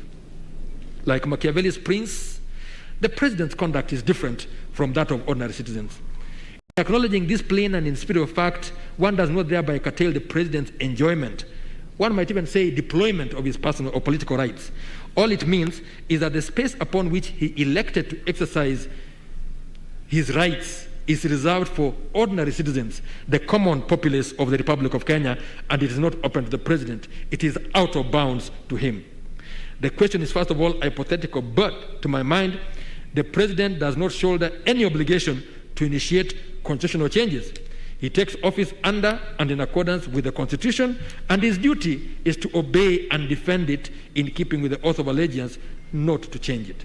It follows from my reasoning that I agree with the learned judges that insofar as the president took certain actions at the inception of the BBI process, including appointing the task force and later the steering committee by Gazette notices in his capacity as President of the Republic of Kenya and Commander-in-Chief of the Defense Forces, the popular initiative path, a preserve of the ordinary citizen, was not available to him for initiating any amendments to the Constitution. I would dismiss the grounds of appeal challenging that finding. Next, jurisdictional objections. I do not think there was any merit in the claim that the matters were either sub judice or were res judicata, and I've dealt with that wholly. I agree with the judges on that point. Let me rush quickly to the legality of the BBI process. I've said things there that initially that already give an answer to this. But given there was never indication, I should start here. A number of critical facts stand out in crystal clarity from that Gazette notice which appointed the steering committee. Regarding the steering committee, which taken singly, together or wholly, go to declare that it was a presidential creation and a government project tasked with inter alia proposing constitutional changes for the implementation of the report of that very team in its previous emanation as the BBI Advisory Committee, and the facts are there. I've stated them. Given there was never any indication that citizens of this country had, in and by themselves, conceived of the idea to change the constitution in a particular manner, as the genesis of this process, but appear only to have been roped in to respond to what had already been given life and motion by the President when he appointed the task force, the process that was being undertaken was not a popular initiative. And it matters not that it may eventually have gained the liking or admiration of many people. That sense of popular is not what is meant by the Constitution, which uses popular in the sense of pertaining to the general public or ordinary citizens. The BBI Steering Committee, by inception, composition, and operationalization, was a government presidential project. The members were not ordinary citizens who came together coalescing around an idea that the Constitution needed to be changed in particular respects. Instead, these were prominent personalities joined together by presidential fiat. They had no mind or idea of their own to initiate, but were instead tasked to identify constitutional, among other changes. It was not open to them to purport to craft constitutional changes and even come up with the BBI Constitutional Amendment Bill purportedly as a people's initiative. They were, without a doubt, a government project, and it was impermissible and untenable for them to seek to camouflage their process as a popular initiative, which it was not. They were essentially seeking to hijack the People's Initiative route under Article 257 of the Constitution, and this was clearly intolerable and indefensible. It was also contrary to the letter and intent of the Constitution. That, I think, provides the answer to what I had to say about that aspect. Yes. I think I am dealing with... yes, public participation is the next point. And under public participation, I have indicated the Constitution itself, a product of super participation on the part of the people of Kenya, recognizes participation of the people as one of the national values and principles of governance. It is listed in Article 2A alongside patriotism, national unity, sharing and devolution of power, the rule of law and democracy. I have no hesitation holding that participation of the people is what gives meaning to and serves as the guarantor to the tangible realization of the other values and principles of governance. It is what gives substance and brings to life as a present reality the idea that democracy is a system of government of the people, by the people, for the people, as famously put by US President Abraham Lincoln in his Gettysburg Address on November 19, 1863, which he hoped shall not perish from the earth. Participation by the people is in the matters that concern them, when done in a deliberate, substantive manner, acknowledges the sovereignty of the people and treats them as master of their own destiny. Their autonomy, individually and as a collective, is mainstreamed, even as the paternalistic state and its officers that so easily assume the position of ex cathedra directives recede to a facilitative as opposed to a command position. Once the people are involved in policy formulation, legislation, and in the greatest, most solemn role of constitutional amendment, they get to own both the process and the product. They are no longer pawns on a political chessboard. They are not mere voting machines at the beck and call of political operatives. They are not commodities for sale to the highest bidder. They retain ultimate control over government and are not at the control of government. The Constitution says so. And it is the duty of those who enforce or interpret the Constitution to give real meaning to the principle in its widest and fullest manifestation. Now, I have said many more things about public participation, but long and short,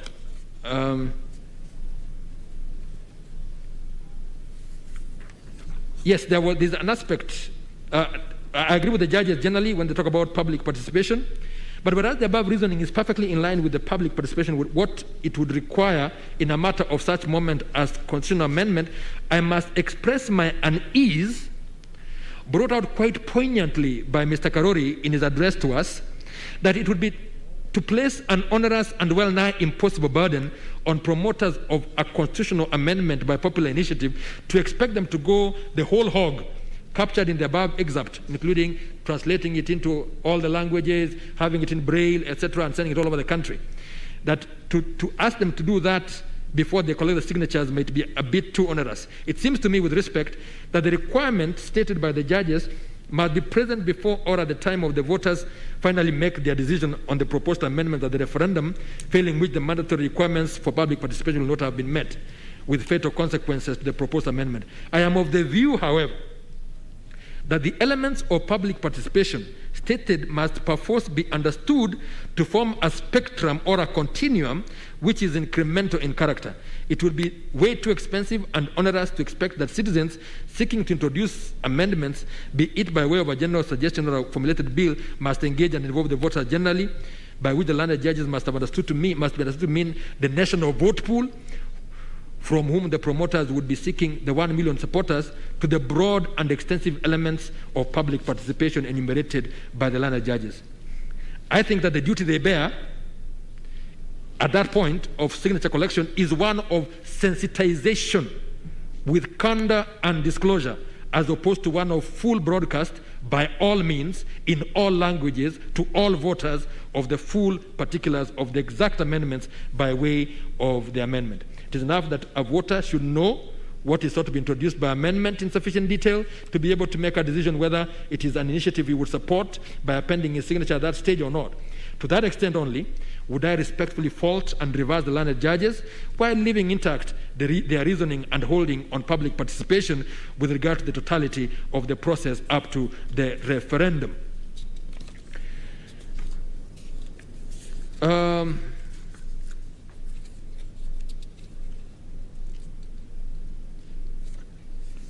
Of course, it has been argued that why worry about public participation? The way you look at everything else, the way it is set out, there will be enough moments for public participation, and perhaps the judges acted too fast and too soon.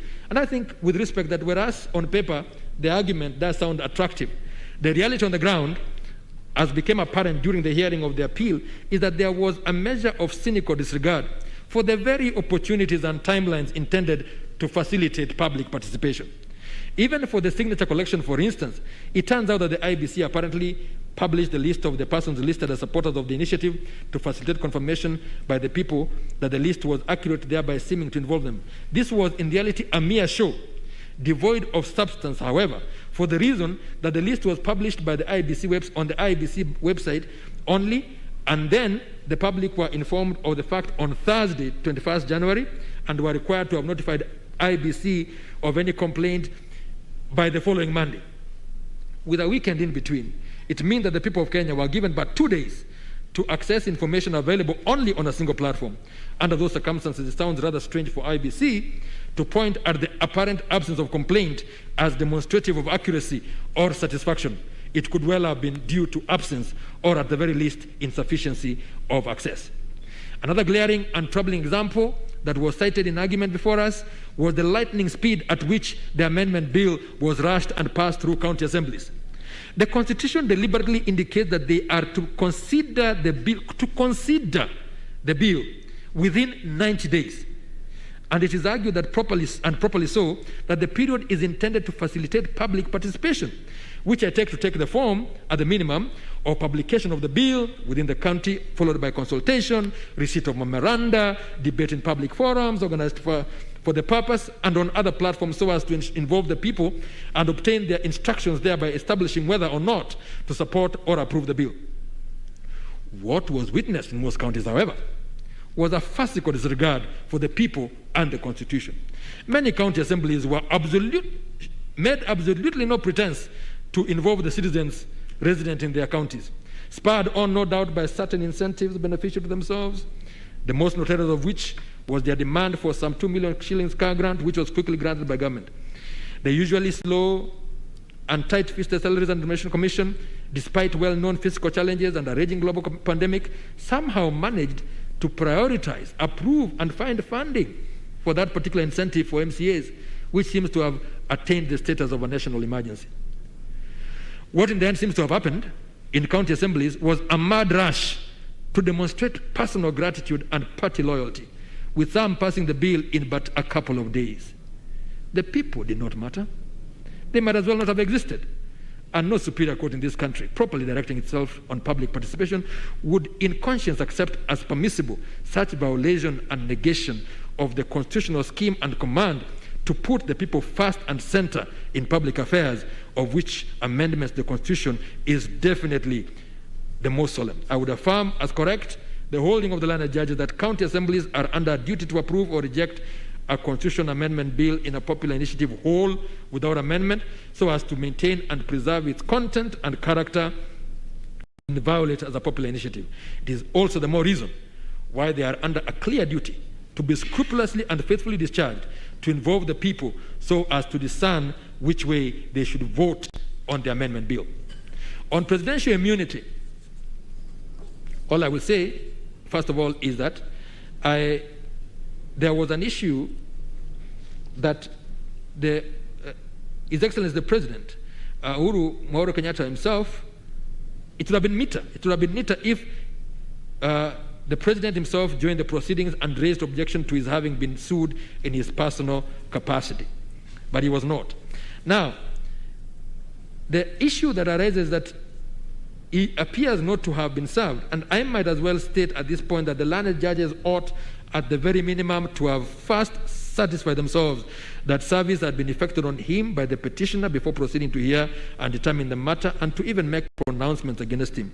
This is a fundamental and basic tenet of natural justice, and the rules as to service or process are quite explicit as to what is required to have been done. I therefore agree with Mr. Gatonyel, Senior Counsel, that any adverse orders made against the President in his personal capacity would be open to setting aside ex debito justitiae. That does not mean, however, that the learned judge's finding on the extent of the President's immunity from civil suit is also affected, because this is a matter of constitutional law, not personal to the sitting President. And I have quoted Article 143(2), and the argument was that the President should be impeached in case of things that happen outside of his. In fact, the argument was that he enjoys absolute immunity. Now, as an impeachment can be challenged in court, was counsel's view that it was putting the cart before the horse for the courts to entertain suits against the President in his personal capacity before he gets impeached. When seeking clarity, I asked counsel the hypothetical question of what my neighbor out in the village of Karaos, Kesogon, Trans Nzoia County would do were I the President and my dog beat his child. It was counsel's confounding answer that the only recourse open to my neighbor was to seek my impeachment. He cannot be right, not least because there is nothing presidential about such a canine indiscretion that would only invite tortious liability. Counsel drew the attention of the court to Article 165 of the Constitution that gives judges immunity, and in particular the case of Bellevue Development Company and Francis Gikonya and 7 others. I am familiar with it. I wrote a judgment in it. But the position I take, is that the protection that is given to the President has to be purely functional, related to his office, and does not extend to any matters that are done outside or in violation of the Constitution. In fact, from my analysis, it is possible to state the law on presidential immunity to be this: the President is immune from criminal prosecution and from civil suit for any act or omission in exercise of his powers under the Constitution in Kenyan courts during his tenure of office. But he may be sued for acts or omissions outside his constitutional duties and prosecuted for international crimes where the treaty establishing them does not recognize the defense of immunity. The statutory limitation period shall be extended to take account of any action or suit that could not be brought on account of the defendant's presidential tenure. I make a distinction between this and the immunity that the President had under the old Constitution, where it was absolute. And I would say that absolute immunity, which existed under Section 14 of the retired Constitution, appears to me to be an anachronism and an oxymoron in the context of a constitutional democracy such as we are, that upholds as part of its national values and principles of governance the rule of law, good governance, integrity, and accountability. Those values and principles, alongside constitutionalism, which denotes limited government, denotes limited government, must mean that the office of President, being a creature of the Constitution, is and must be subordinate to the Constitution, and its holder must be held to account for his acts and omissions. The President is not above the Constitution or the law, and is not a law unto himself or herself. In recognition of that preeminence and importance of the office of the President, the Constitution grants protection to the holder thereof, to the end that he should not be unduly impaired in the performance of his unique duties. That protection cannot, by any stretch of imagination, be extended to cover any and every act or omission, including those outside of or in violation of the Constitution. That seems to me to be the clear meaning discerned from Article 143.2, and the fact that Article 143.4 expressly excludes international crimes from the purview of presidential immunity provides ample proof that its limited conception, character, and extent. Now, the President does not possess powers outside or beyond those donated to him by the Constitution and the law. He, as well as all holders of state and public office, must point to the Constitution or to a law to provide a basis or justification for the powers they wield and exercise. The rule of law demands, as Professor Wade put it, that each act must be shown strictly to have legal pedigree. Indeed, if you look at the case of Nixon versus Fitzgerald that was cited, you will discover that the absolute immunity that the former president, Richard Nixon, was held to have was from damages liability predicated on his official duties, official acts. The immunity was held to be a functionally mandated incident of the president's unique office, rooted in the constitutional tradition of the separation of powers and supported by the U.S. history. Now, what we have in issue here, coming out of petition number 426 of 2020, are those acts which are said to have been committed by the President outside his constitutional powers and in fact in contravention of the Constitution, and the learned judges held, and I would respectfully affirm, that the President is not immune from suit for that. I only need to add that the days of an accountable presidency are long gone and are of only historical significance as a lesson and a warning to the citizens of the country to be vigilant and to demand accountability from the person to whom they entrust the responsibility of leadership. Experience, as recorded in many cases, both local and comparative, shows that in a democracy, no office is immune from accountability to the law as administered by the courts. I hold that the appeal challenging the learned judges holding on presidential immunity from suit in personal capacity should fail. Regarding the legal regulatory framework for constitutional amendments by popular initiative, I have mentioned some of the arguments that were made, and I would say that I think it's a matter too plain for argument that the country does need a referendum act, and there's none at present. The learned judges were informed that there was a proposed referendum bill somewhere in the legislative pipeline, but there seems to be uncertainty as to its eventual fate. So, it's interesting that, and odd that the Attorney General, who should have been at the forefront in seeing the legislation, is in place, the IBC, which needs it for proper conduct of referenda, and the BBI Secretariat, which needs it to be guided by it if it were to pull through the proposed amendments, all seem to speak the same strange language, that the gaping lacuna is of no significance or moment. With great respect, I do not find such a stance by critical players in a national exercise to be of great importance to be particularly helpful. And I do hold the view that candor in public affairs, including in litigation, is a virtue to be embraced. It cannot be right for parties to propound in court positions they know to be so plainly untenable, and to do so without batting an eyelid. That this country needs a referendum act is an urgent matter and should have been addressed years ago. Now, the Attorney General went on to assert that all motions involving the furtherance of popular initiative are an exercise of citizens' political rights as enshrined in Article 38, but they should not be limited by flimsy excuse of lack of regulations, administrative procedures, or statutory prescriptions not expressly provided for under the Constitution or legislation. That's what the argument was. Whereas the Attorney General is quite right that the enjoyment of fundamental rights cannot be conditioned upon the enactment and promulgation of any statutory rules or regulations, with the absurd result adverted to where rights are held at ransom by official neglect, I do not think that the learned judges' decision was to that effect. I fear the Honorable Attorney General appears to have misapprehended the reasoning of the learned judges, which was quite the opposite of the meaning he ascribes to them. In fact, judges at paragraph 6 or 3 of their judgment say that even if there is no referendum act, it is still possible to under proper with proper adherence to the Constitution, to go right ahead and hold a referendum. I think, with respect, that given the uncertainties, ambiguities, and penumbras that are apparent in the manner in which one is to go about initiating, collecting signatures, forwarding, debating, involving the public, campaigning, and voting on a popular initiative for the amendment of the Constitution together with the necessary timelines, this area is in a wholly unsatisfactory state of and needs clarity by way of both national referendum law and probably rules and regulations specific to the popular initiative. It is disingenuous for it to be argued otherwise unless uncertainty in law should somehow have attained a utility I myself cannot discern and state as of a virtue. I am firmly persuaded that a referendum in the context of proposed constitutional amendments by popular initiative must be governed by a specific, properly thought out legislation. It cannot be left to the Elections Act, which seems to contain a part of the referendum in some kind of by the way or afterthought, regard having heard to the fact that referendums are not elections and they are no less important than elections.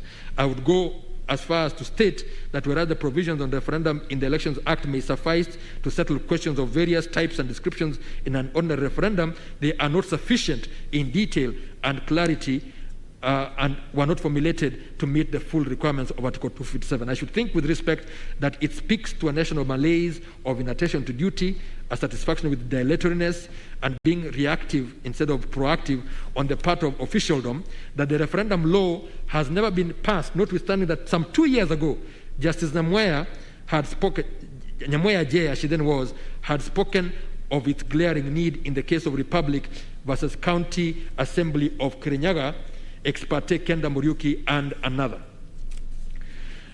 Now, in resolving this issue, the issue of verification, I've gone into some depth about it. All I can say that the report was even more emphatic. This is a report that was done by IBC itself in the Okoa Kenya initiative, was even more emphatic on the process of verification, which must entail ascertainment that the status of the supporters as voters and of the authenticity of the signatures as theirs. I agree entirely with the sentiments of the judges, safe to say that the landed judges were perhaps too magnanimous in having been merely startled by IBC's flip-flopping on this rather straightforward matter of what it means to verify. I should think that such shifting of goalposts probably smacked of Kanda economy, calling for stern rebuke. It is a matter of utmost importance that all persons and institutions that appear before court be careful to be entirely forthright. Any other contrary stance brings the administration of justice to disrepute and must not be condoned or normalized. And therefore it boggles the mind that with regard to the BBI proposed amendments, IBC sees its role as different from what it stated with regard to the Okoa Kenya initiative. In sum, there does exist with regard to the counterpart electoral processes full-fledged legal and regulatory framework, and it cannot fall from the mouth of IBC that a like framework for signature verification for a popular initiative is a superfluity, because I think it is not. Given that state of things, I am convinced that the conclusions reached that IBC lacked the requisite legal and regulatory framework in the specific issues of signature verification and that the stopgap administrative procedures were invalid, were unassailable, and I would not interfere with them.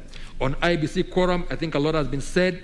I am in total agreement with my brother, Justice Gatembu, when he came to the conclusion that the quorum of IBC cannot be 3.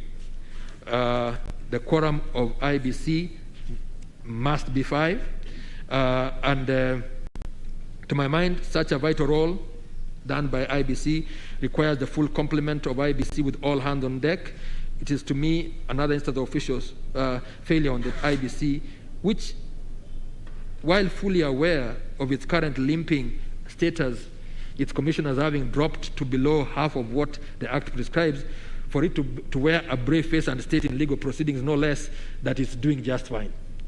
A more honorable stance would have been for the IBC and the Attorney General to make a clean breast of it and consider the former needed urgent help and send an SOS to the appointing authority to bring that intolerable state of affairs to an end by making the necessary appointments to empower IBC for the performance of its key mandates, including the conduct of referenda as stated in Article 884 of the Constitution and required in Article 257.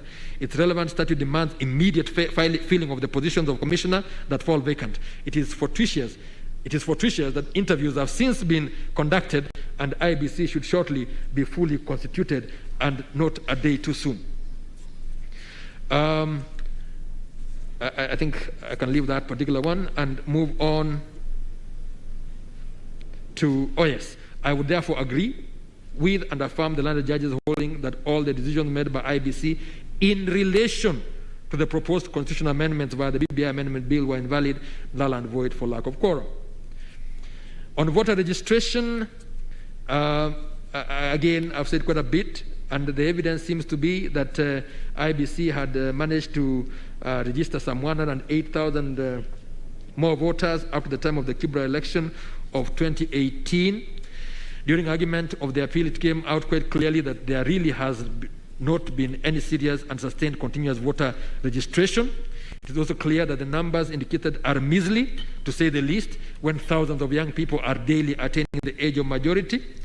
And I would say, and not accept the argument made before us that it was upon the petitioner to prove the contrary. He bore no burden, because it is the IBC that keeps the records, and it is it that had the duty to show that there was continuous voter registration.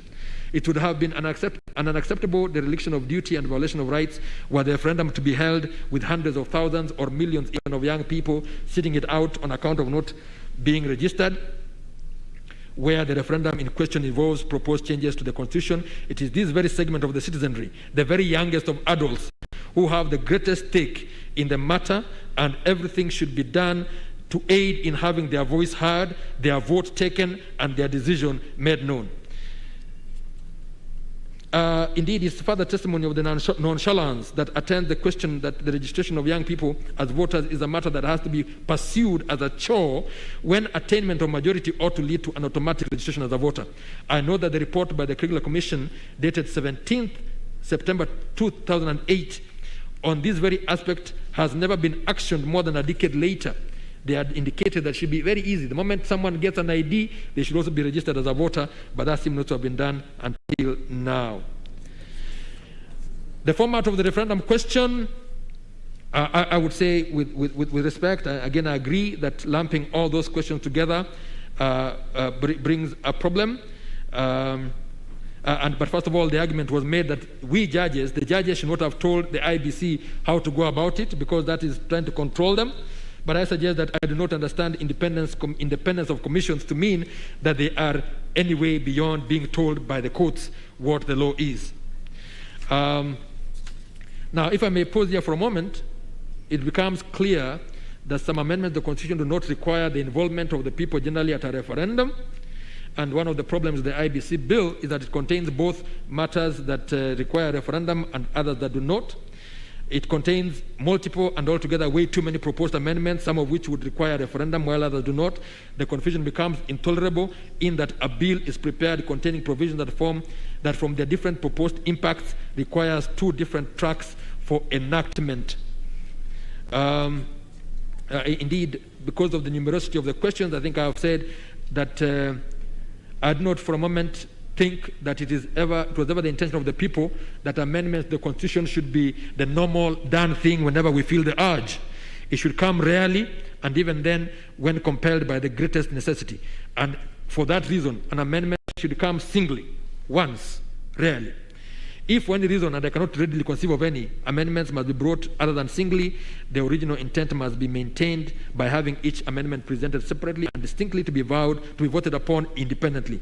That way, the choice presented to the people is not a binary one, and the people do not have to feel ramroded into choosing what they do not like alongside what they like, or vice versa.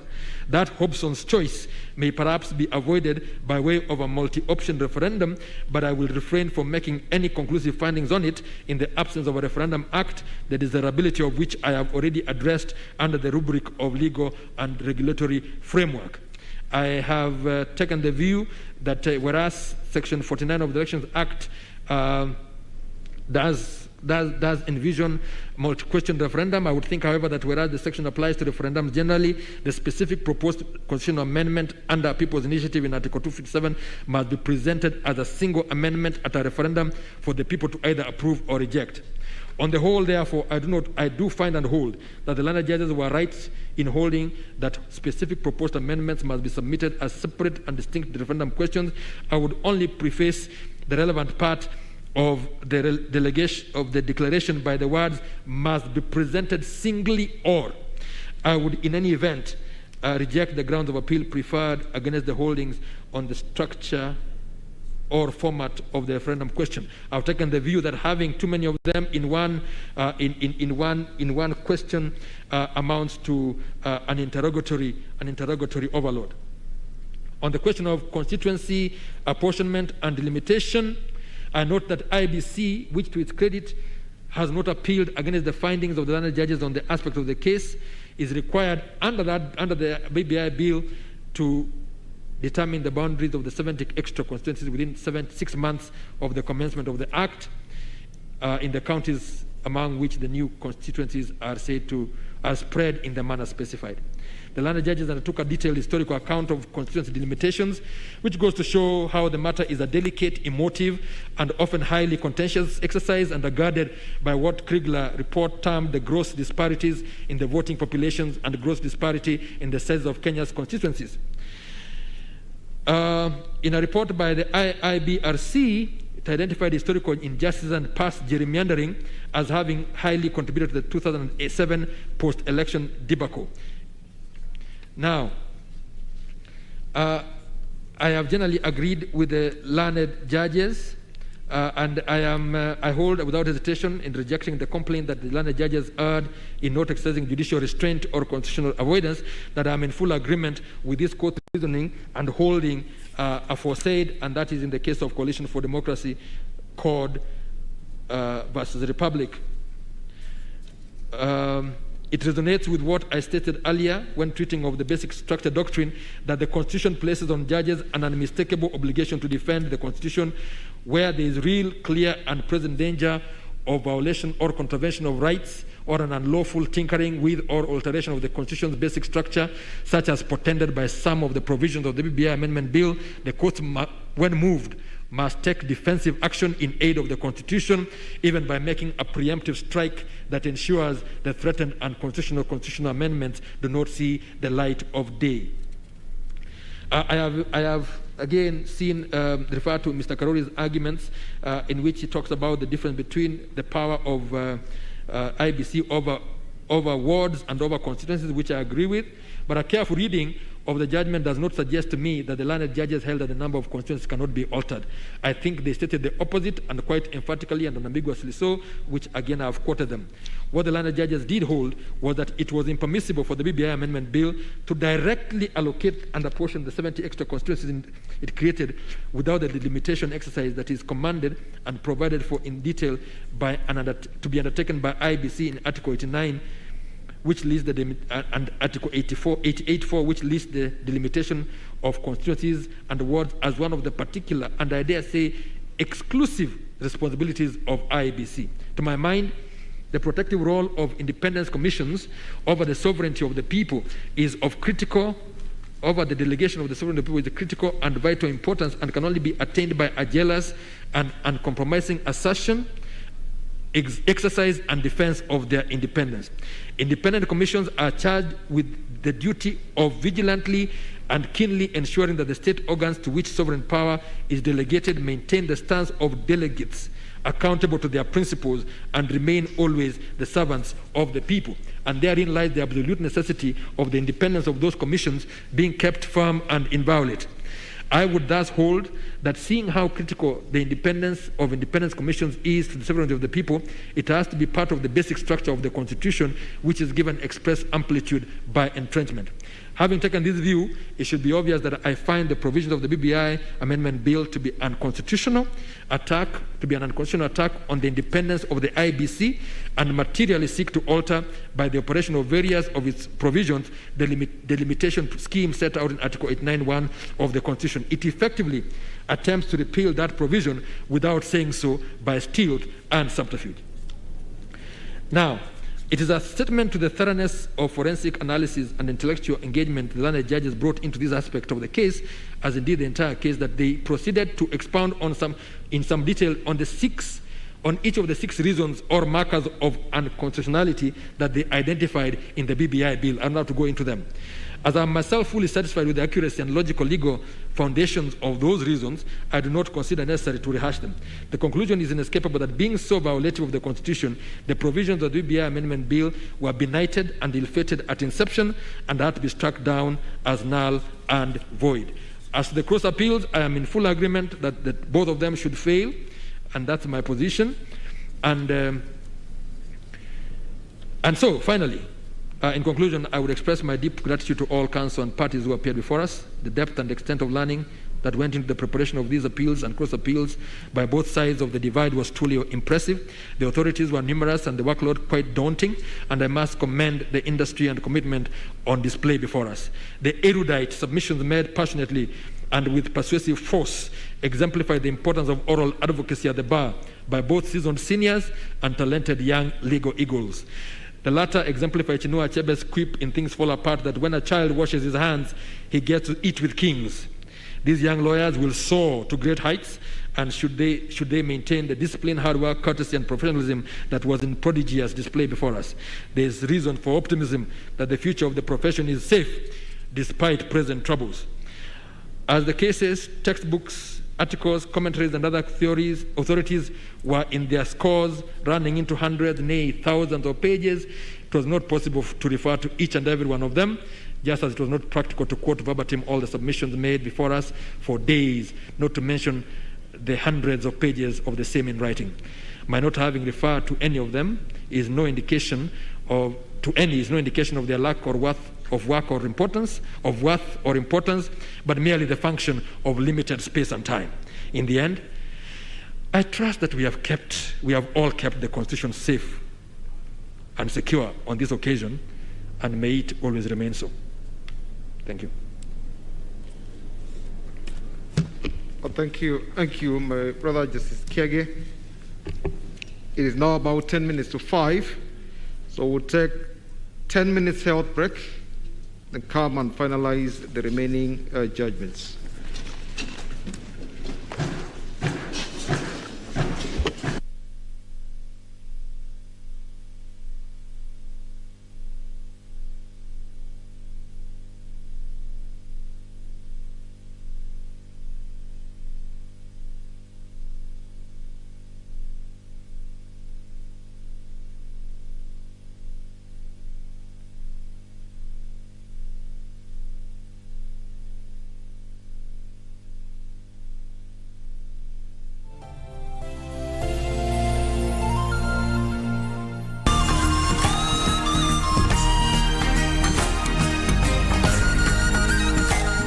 Talking about animals, look ahead of buffalo. This week on Zurura, Hii kazi mimi leo ninafanya. we take you on a journey from farm to shop. Rock climbing. My toes feel like sardines. We'll also get your adrenaline pumping with a rigorous activity. You can get lost here easily, yeah? You get to find out what conservancies actually do. Expand my mind. And yes, that's all coming right up on Zurura. Find your adventure.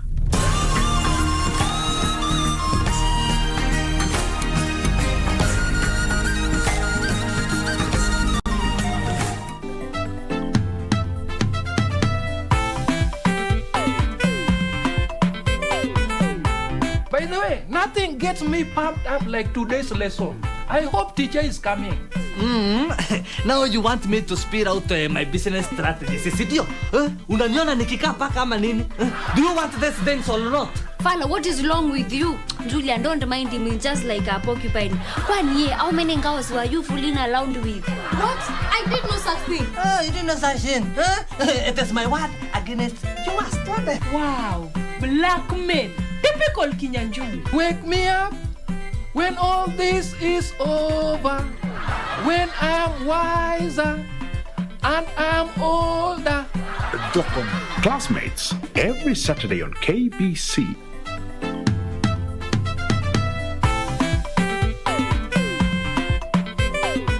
Yeah! Take a musical trip around Africa right here on KBC Channel 1.